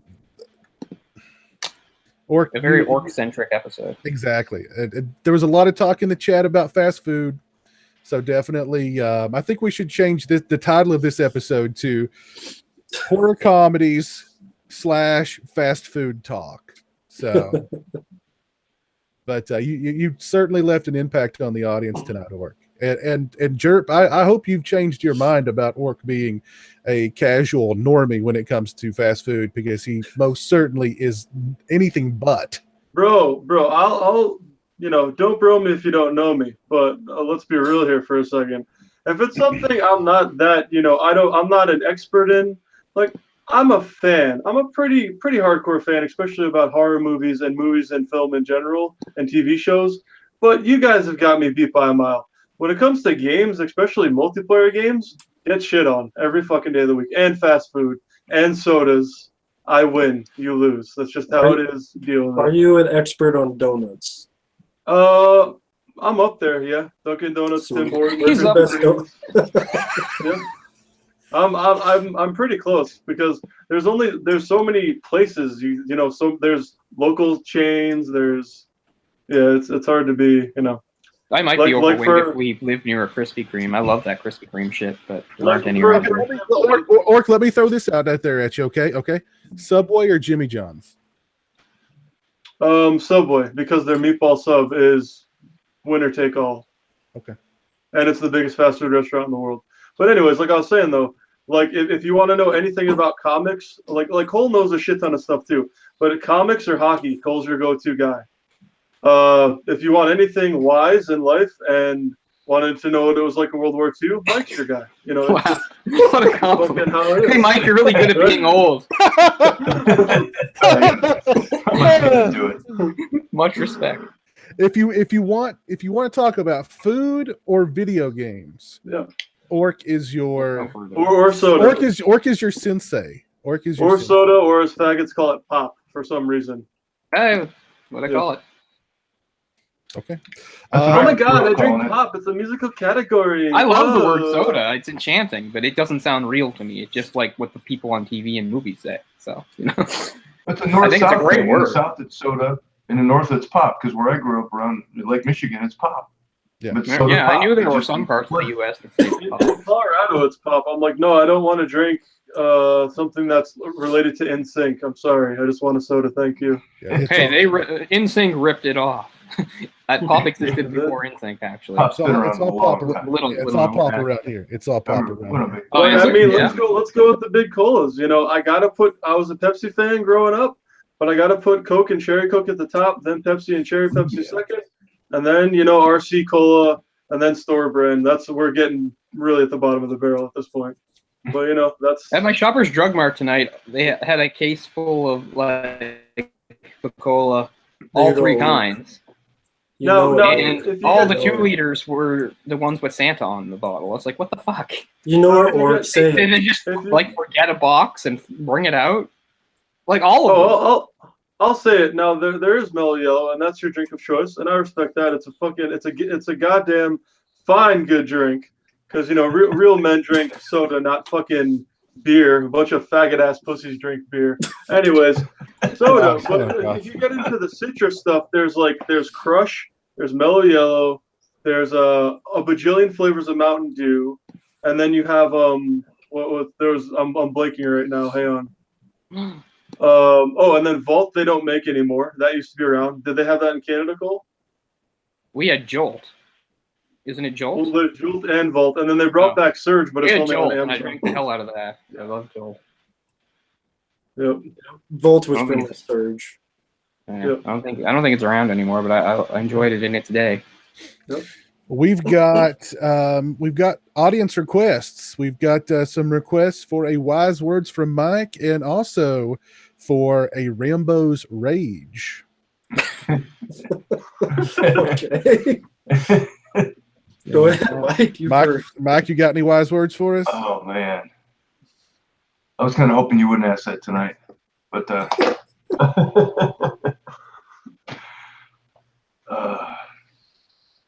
go ahead, Rambo. Okay. I didn't expect anything either. Mike, what's the proper way to tip? You're a man of culture and class. What is the proper way to tip? I always go 20% minimum. Ooh, wow, that is classy. That's like twice as classy as me. No, that's just called being a decent human being. 20 to 25 if you're not a shithead. Ouch! I guess I'm a cheap shithead. Yeah. Yep. Keep in mind, though, people in Canada, they make more money as waiters and waitresses. They don't rely on tips the same way Americans. No, I mean, but North America is all pretty much shit compared to places like Western Europe. It's a joke, to be honest. Yeah, there's parts of the world where it's insulting to tip. You insult them if you tip. Yeah. Anyway. But wow, 2025. Go ahead, Rambo. Okay. Rage at something. Something, okay. I guess I'll rage at The Rock. You need to take a break from movies because you're making too many movies. I'm tired. I'm kind of tired of seeing you. Because Jumanji 2, I thought sucked dick. And I saw the trailer Rampage and Skyscraper, and Jesus H. Christ. Rampage was like CGI orgasm fest where a fucking wolf is flying and you got this albino gorilla that The Rock looks like he wants to fuck. He's his best friend named George. Literally, I mean, and then Skyscraper, if you've seen Die Hard, well, you saw Skyscraper, always in China. And the skyscraper this time is as big as a city. That's so what they say in the trailer. The Rock is like some action guy in this? He's a security guy for a skyscraper. He does have a fake leg, so instead of bare feet, it's a fake leg. Oh and he does the cliffhanger jump at the end of the trailer. And Nev Campbell's in it, which I went, holy shit, I haven't seen her in 10 years. Yeah. And I got to go for what Rambo's saying. Like, generic. He's in every fucking movie. He's the highest paid actor by a fucking mile. And then he's also on the TV show Ballers, which is an HBO show. I don't dislike him either, but yeah, I would like him to slow down and take some different roles. Now, I get it. You can't just put him in some, 17th century romantic period piece. That's not going to work. I get that. But do something a little different, for God's sakes. All he's in is big, amazing action movie and stupid comedy. X movie with Kevin Hart. Like, bro, I don't fucking care. Please. How many stop. more movies can he do with Kevin Hart? He probably needs to be he needs to be a lot more selective for sure. And then he's going to do another. There's going to be another Jumanji movie. There's this talk on remaking Big Trouble in Little China. Yeah. He's doing a movie. The Jungle Cruise is a movie now with The Rock. Because every Disney ride has to be a movie. At this point, I just want McMahon just to send him an offer of like $100 million to just come back to wrestling, because that's how Vince tired. McMahon doesn't have $100 million. He doesn't have enough money. Oh, he does. Oh, he does. He's not a billionaire anymore. but He's got dumped 100 it all million. into the XFL. Yeah. I was Version gonna say, 2.0. you guys won't have to worry about the Super Bowl because the XFL is going to render it irrelevant. It's not going to matter. The XFL will dominate. Listen, if He Hate Me is not in the new XFL, I'm not watching. Well, he makes it sound like it's completely different from the old XFL. Like, the other one was full of, like, rebels and cool guys, supposedly. And now he's saying, like, you don't get in if you're not morally upstanding or something. I don't know. Well, he'll have a football league with 0 players. And you have to salute the flag and sing the anthem. I mean, we have the best, the NFL. The XFL is coming, but we don't really get the CFL, which is the Canadian League. And then we get that sometimes, but not You mean much. on TV? On TV? No, fuck Oh, no. no. No. I was going to say, why would you get it on TV? No, we get it every now and then. It'll be on ESPN or other sports channels. And then the ESPN Euro 6. Football League, we don't get any of. I don't think anyone gets that except Europe. Did I didn't know anyone there was a European football league. Did anyone watch the SFL when it first came out? Yeah, that was like 2000-ish, I believe. I didn't Yeah, watch so- it, but I What'd you I think knew of it? what it was and what it was about and stuff. And what did you think of it, Ford? I thought it was okay, but there was just so many crazy ass rules, and then there were so many like B and C list players that it was just like it was watchable, but it was just like I don't know, man. Yeah, it was stupid. Like if they, Well, I mean, it was gimmicky as hell. I'm not even a football fan, but it was just ridiculous gimmicks and stuff. And, you know, But then they we got, like, basically the took the lingerie. cheerleader idea from basketball. It's like, hey, you're really slutty cheerleaders. Yeah, but then we got the lingerie league, so that was awesome. That was great. So I thank Vince for that. So I guess the rant is Vince McMahon, you're out of touch. And The Rock, slow the fuck down, take a break for 2 years at least. And now John Cena is going to be in the movie of Duke Duke Nukem. Nukem. Like, what an awful choice. But yeah, he's doing the Bumblebee movie. He's going to be a voice in the new Ninja Turtle cartoon, which was like shit. And there's like 100 people you find doing Nukem. Get Dolph Lundgren. Like, I don't understand John Cena, how he got popular even as a wrestler. The whole point of wrestlers is that they're popular because they're larger than life, they're bombastic, they're characters. John Cena is the blandest motherfucker I've ever seen. Basically, everyone left to do movies or And now he's retired. gonna be a movie guy. Everyone left to do movies or retired, and he was the only one who fucking stuck around. The And most that's why there's famous. so many. Sorry. Shouldn't they have done a Duke Nukem movie like 10 years ago when Duke Nukem was popular? Yeah, more like 15 years ago. I mean, I don't understand why they're doing a movie of Duke Nukem now. You know, But that hurts because They Live was awesome. Oh yeah, it would be so- bad anyway. Even if they cast it right, it would probably be bad. But I mean, John Cena, sure, yeah. I Because just can't picture him saying any of those lines, like John Cena being like "Shake it, baby," or Blow it out your ass. He Yeah. can't fucking talk, he can't fucking wrestle, and he can't fucking blink. He just a muscle-headed idiot that he's famous for. John Cena sucks. No one even wrestling likes him. Fuck his acting. Fuck his movies. I saw The Marine. I saw the Marine in theater, although it wasn't on purpose, and I didn't pay. But like, I have WWE Network, and wrestling is still good. It's not as good as the Attitude Era, and when WCW was coming to a close, and it never will be. But just all the characters suck ass, and they have no mic skills. That's why it's on. Like I'll watch WrestleMania this year, and that's all I'll watch. That's it. I mean- Other than that, I'm watching old stuff. It's I terrible. mean, I was never a wrestling fan. I don't give a shit about it. But I'm just saying, I understand why The Rock was able to cross over from wrestling into that, because he had talent and charisma and stuff. Like John Cena is just a big walking dong with like no. To be fair, The Rock is the only one who's actually done it correctly. I don't care about Stone Cold or Triple H or John Cena, all their movies. Well, From they've what I've just seen- mostly just gotten into be like henchmen, not like main rules. Like Well, I think Triple Roddy H Piper fights, did it. fights a guy in Blade, but I mean, he's yeah, not there's very movie. Roddy No, no. made it happen, and of course, you know, The Rock. John Cena to me has always reminded me of like a large mongoloid version of Marky Mark. Yeah, I can see that. I can see that. Just But he doesn't even have generically like an accent to make him a little different. No. I can see Nothing. that. He's just That'd be bland like- as hell. That'd be like that fucking Lex Luger coming out and getting into acting. I mean, Jesus Christ. if John Cena was like 5'10" and 180 pounds, he'd be a nobody. These are some of the dank memes I live for, though. It's not even. It's what multimillionaire and billionaires do with their money and how they live their lives. That's one of the reasons why I live. But then it's as soon as someone gets famous for something, it's like, Cole, let's say you release a book and you become a best-selling author, you know, and that happens for you, and then you go, holy shit! Well, I'm more famous than Stephen King and J.K. Rowling, so I'm going to be an actor. I'm going to be a DJ and a musician. And I'm going to be a director. Like, they fucking do everything. It's like how actors become directors, and most of them, their films suck dick, but like Ben Affleck's okay, is it? I'll point out that like writers seem to be like the one group that don't do that though. Yeah, okay, true, but I'm just saying, like, anyone who gets famous, they're like, well, I got my own clothing line, and I'm a director, and I'm a producer, and I make action figures. It's like, just stop. Like, the please. most self-indulgent thing Stephen King probably does is give himself little cameo roles in the movies based on his books. I mean, Yeah. that's not really a big deal. But haven't you guys noticed that throughout life? But And no. it gets worse and worse. Clothing line, and they're not the Yeah. most marketable people either. You know, Nike's not going to call you up and be like, "Yeah, you're on the New York Times bestseller list. We want you to be our spokesman." Now, just You know. staying in movies, though, there's some people who can do it well, like Ben Affleck and Clint Eastwood. They're great at both acting and directing and producing.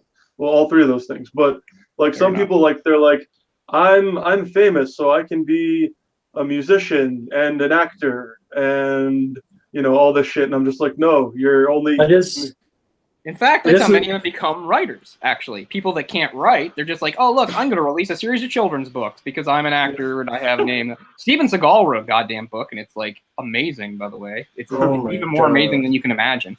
Yeah. It's racist and awful and barely worded put together. Oh, my God. It's. well, I've only just read like little. his I've only read little videos. sections of it, and they're online, but it's incredible. Oh my God. It's about a No, folks, character I'm- like that. It's basically him. It's basically he's writing about himself, and it's all about like the government being like in bed with like Islamic terrorists, and he has to save the world and stuff. And it's racist against everybody except, of course, the noble Indians and stuff. Oh my God, it's Fuck incredible. Steven Seagal.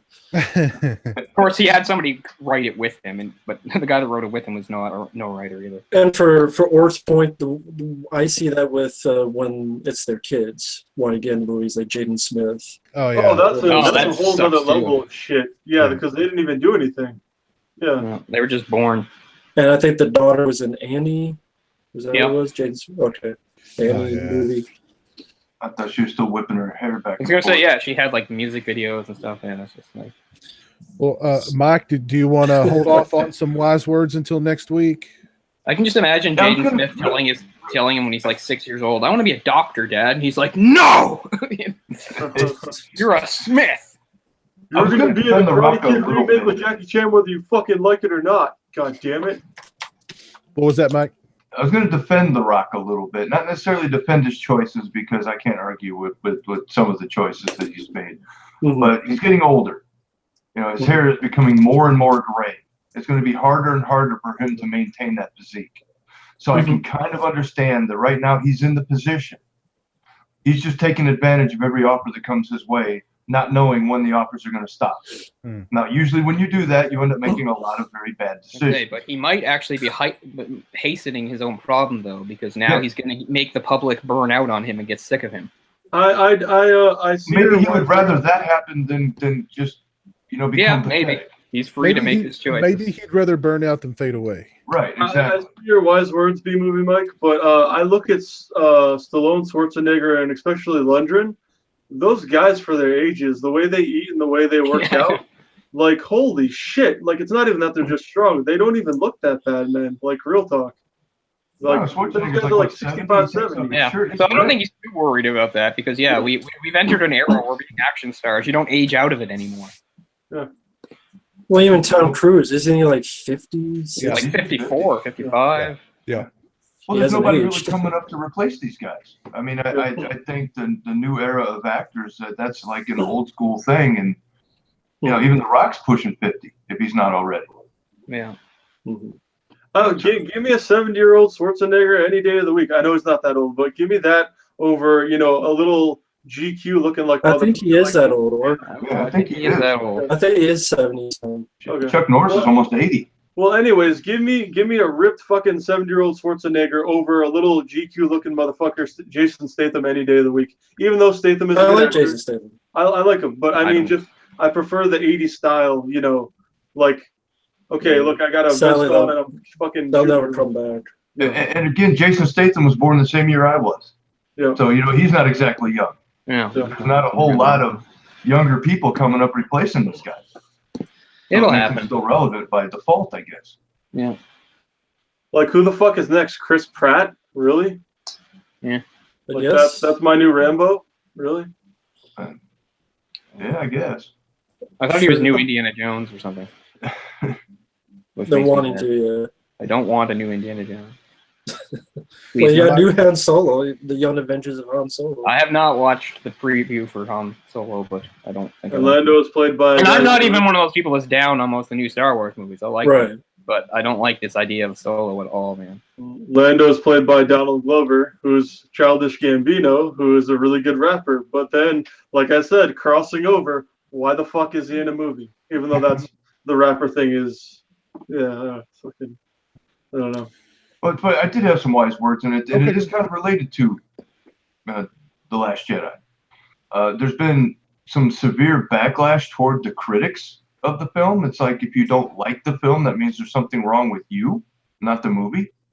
There's like the very condescending statement of a bunch of angry 40-year-old men or something. I don't know. Cameron was telling me about it and asking me, and I was like, well, that's a very, I don't know, pretentious way to devalue somebody's opinion by just saying, oh, well, you're an old guy, so therefore you don't know what's good now. But I look at Rob Zombie's Halloween, I think we can all agree that that's a pretty shitty attempt at a Halloween film. I feel the same way about The Last Jedi, story-wise. Sure, it looks good, it sounds good.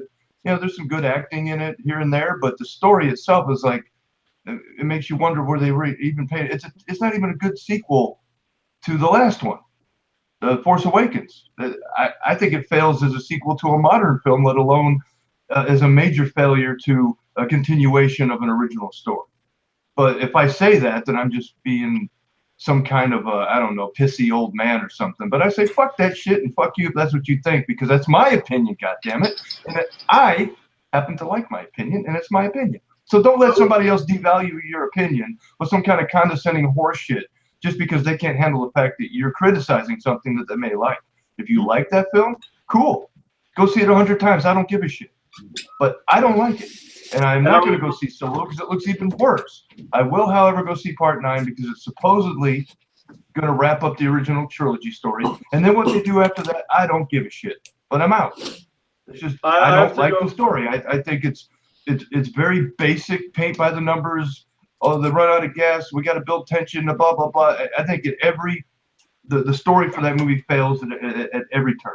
Now, if you like it, that's fine. But I'm not going to allow somebody to shame me out of my opinion because I'm old or something. So fuck that shit. So don't. I'll always like the original trilogy best for emotional reasons, but I believe, that it's the best Star Wars movie ever made on every level. Except it can't have the same impact of the others. So I mean, I love it. I'm not even going to say I liked it. I'm not going to put that out. I really have to say everything right, and even though it's hampered a little by the one that came before it, because it has to seg into some of that and deal with its problems. Because I mean, I thought the other one was okay, but yeah, I think it slaughters every movie, including the original trilogy, which is saying something. I still like the original trilogy better because of my attachment to those characters and stuff, but I think it just destroys them as far as story and all that the execution goes. But anyway, like I said, well, we agree on the fact that it destroys it, but I'm just on the other side of how it destroys it. I guess, but no, to me it's far superior, which shocked the hell out of me. I wasn't expecting that. I have to say this too, going off what Mike said.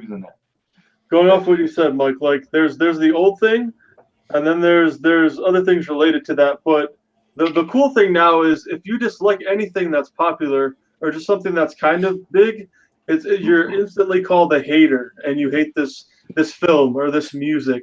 Well, I hate many popular things. I did that Actually, every no, day. I'm not a hater. It's just complete dog shit. How about that? It's just fucking terrible. I did call that every day, so I know that. I hate many popular things, but no, I do like the Star Wars, and I don't know. Is it popular? Do a lot of people like it? I don't even know. Did it Yeah, but smash I'm pop not off even. the No, I'm record? not even talking Star Wars. Like I'm talking. Mostly, like, I've only stupid heard the shit. negative. I haven't really heard the positive, to tell you the truth. I'm talking stupid shit like all the Harry Potter movies. Yeah, they're okay, but I'm like they're not that good to be honest. And people are like you're Yeah, a they're okay. hater, and I'm like okay. Okay, here's the It's perfect all example. subject. Hunger Games. Well, yeah. I mean, Yeah. The thing with me with Star Wars, it's like say somebody with Cameron's a big fan of Twin Peaks. Let's say that Lynch sold the rights to Twin Peaks to some jerk offs, and they started making, really shitty Twin Peaks movies that just were like. And Cameron's like, "What the fuck are you doing with the story?" Because obviously he's invested in it, right? I would completely understand that. The same thing with Rob Zombie's Halloween and these Star Wars movies. Or if they Yeah, but I mean, eventually they'll I'm get to something invested. that you do care about, and then they'll rape it right in front of you, and you'll be like, "Holy shit!" And then everybody look at you, and go, "Shut up, man! You're just being a bitter old man." For me, it was. But I mean, I'm invested. It could work the other way. It's not like I'm like, oh, Star Wars, that's cute. I'm a super huge Star Wars fan. I was totally terrified of this movie being bad, so I was super invested. It just worked out for me. Mary Poppins, fucking Leia, the gas running out of thing. We don't need to. If you just tell them this one piece of information, we don't need the whole shut off. Okay, we don't have time for me to completely shut down all your points. God, We did a show there's on no that. way you can. It's just the way you look at it. It's a terrible film. Story's Rambo, what horrible. were you gonna say? No, I was saying I know that goes with everybody. I mean, everyone has Yeah. these things. Like with me, it was Nickelodeon and Michael Bay with Ninja Turtles. Lord. It's Eventually Super they'll get Chuds. something you care about, and then you'll be pissed. Yeah, it's with everything. Well, Then let's. don't let anybody shut you down. I can Your really opinion understand is it. valid because it's your opinion, and Cole's Yeah. opinion is valid because it's his opinion. I mean, we have different opinions on the movie, but that's okay. They're equally valid. Like I said, I know what it's like to Exactly. see something I like ruined and raped. I do. So, yeah. What would be your of that, Cole? Sorry, real quick. I'm trying to think. Usually it's like a bad adaptation of a book I really liked. Okay. I know there's stronger examples, but I mean, because this isn't like a book that meant the world to me, but I really liked Michael Crichton. I really liked a book he did called Timeline about time travel. Oh, And the movie of that, I so remember that spectacularly, it's not just a bad adaptation, but it actually goes out of its way to like undo all the things that he made thoughtful and good and smart. And the movie just completely inverts that all. Suddenly, like everything that was thoughtful and well researched and well done is like completely opposite and stuff, and characters are changed to complete opposite versions of themselves, and everything's that was a crammed and fucking crushed. boring movie. It's awful. I mean, the book is a great, it's not like an amazing book, but it's this great, Michael Crichton in his wheelhouse doing the thriller thing with suspense and a nice sci-fi sort of concept going on. Like it's a really nice book, and like the movie just destroyed. I mean, again, that's not something that I really hold in my heart the way I do some other things. So I'm trying to. There are stronger examples, but that's one. But I think usually that's what it is. It's usually when they take like a book and just everything that made the book good is just like completely squeezed out of it just so they can appeal to like whatever they think a movie audience wants to see, and they eliminate plots and they cut everything down and they tone down themes or anything that's complicated or anything that might be controversial or offensive. They just do whatever they can to make it generic and easy to digest. And that's why I just think certain books, just leave them alone. Not everything needs to be a goddamn movie. Not everything needs to be a goddamn TV show. Some things are books because that's just the best way to express them. And it's the same thing with everything else. Sometimes that medium is what it's made for, and you just shouldn't try to adapt it across the board. I mean, aren't there enough things that do adapt well? There are Star Wars novels, Star Wars movies, Star Wars comics. It all works pretty well. I mean, it's subjective which one is good, but I mean, it's been proven. But I mean, there's certain things where, you don't need to constantly... I'll say the same thing too. We're all big gamers here. Same thing with games. Yeah. Well, there's no point in making a video game movie. I never understood that.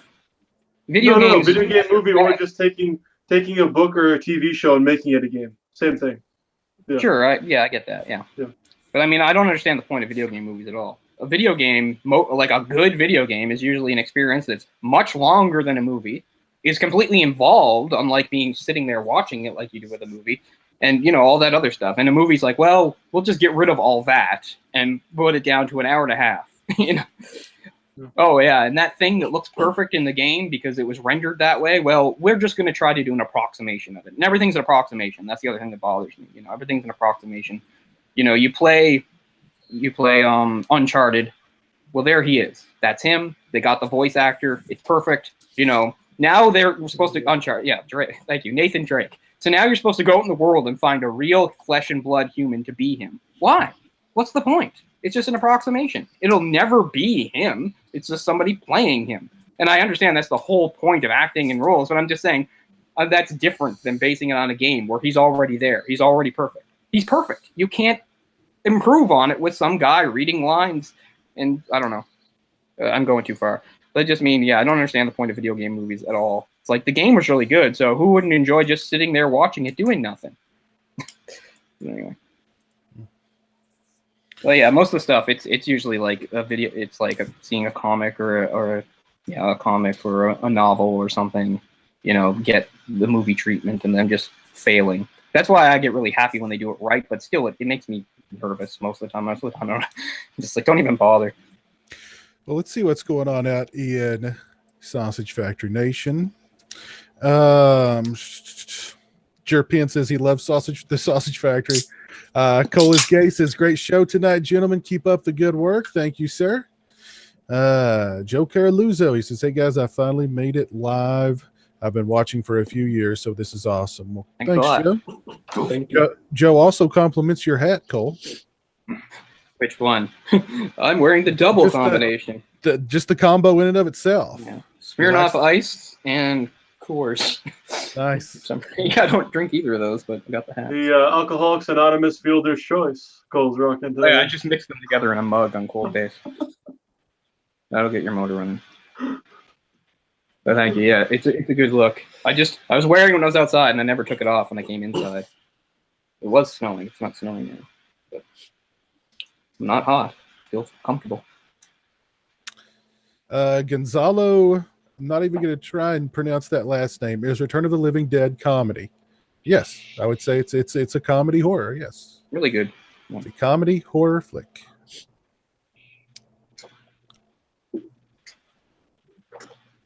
Lots of love for fast food in the comments. Lots of love for fast food. I thought all of our audience were like health nuts. What? I can't believe it. Oh goodness! Pork scared all the vegans away years ago. Well, fuck them. We know. Fuck vegans and people who eat gluten free. Like seriously, go fucking. Except for the people that have to eat gluten free because they'll die if they don't. Gluten free does jack shit. Okay, let me just enlighten you. Eat a regular diet. Eat a regular diet, or if you're worried about harming animals, be a vegetarian. This whole gluten and vegan thing is the dumbest shit I've ever heard of in my life. I just feel the same way about it as religion. I don't care what you do, just keep it to yourself and don't try to make me live by your rules. I hate people that eat a certain way and tell me that I should. I'm like, fuck off. You can pray to Allah, but when we're talking about fucking food, it doesn't. My bananas have to be organic. No, they don't. Just fucking eat them. They all have Roundup on them anyway. Food is Orcs' religion. Yeah, I was gonna say, exactly. Man, I understand if you have allergies and stuff. People have peanut allergies, and maybe they're allergic to gluten or whatever, and they have to have a special diet. That's fine. It has reached seemingly fad levels at this point. Because as growing up, I knew people that had allergies, but it was like one out of many. You know what I mean? It wasn't like everybody you knew had some kind of allergy. It just seems like allergies have just exploded over the last 30 years. I knew like one kid that was diabetic, and like maybe one kid that was intolerant to milk or peanuts. It was something. It was very little. It's like, oh, it was so little. It was like you knew maybe one person, and now it's like everybody's got an allergy to this or to that, and it's just like, what the hell happened? When I was in school, we had one kid who was lactose intolerant, and and when we had like desserts, he ate like it wasn't when we'd eat ice cream, he'd eat like what was it? Sherbet or something like that, Now today, I mean, if you walk into a school with like a Snickers bar, they're quarantining you because they're like, does that have peanuts in it? Oh my, like the school guard is shooting you as soon as you walk in to get that to get that candy bar off of you, because 1 out of every 3 kids there has a peanut allergy, and if they smell a peanut within 100 miles, they will die. Their throats will close and they will die. You know what I mean? It's like, what in the world? I'd never heard. I went to school with a peanut allergy kid, and I don't remember any sort of special conditions. Like, he knew his business and he was fine. We didn't all have to. You can't Exactly. You can't walk into a school with a peanut on your person, or you will be arrested.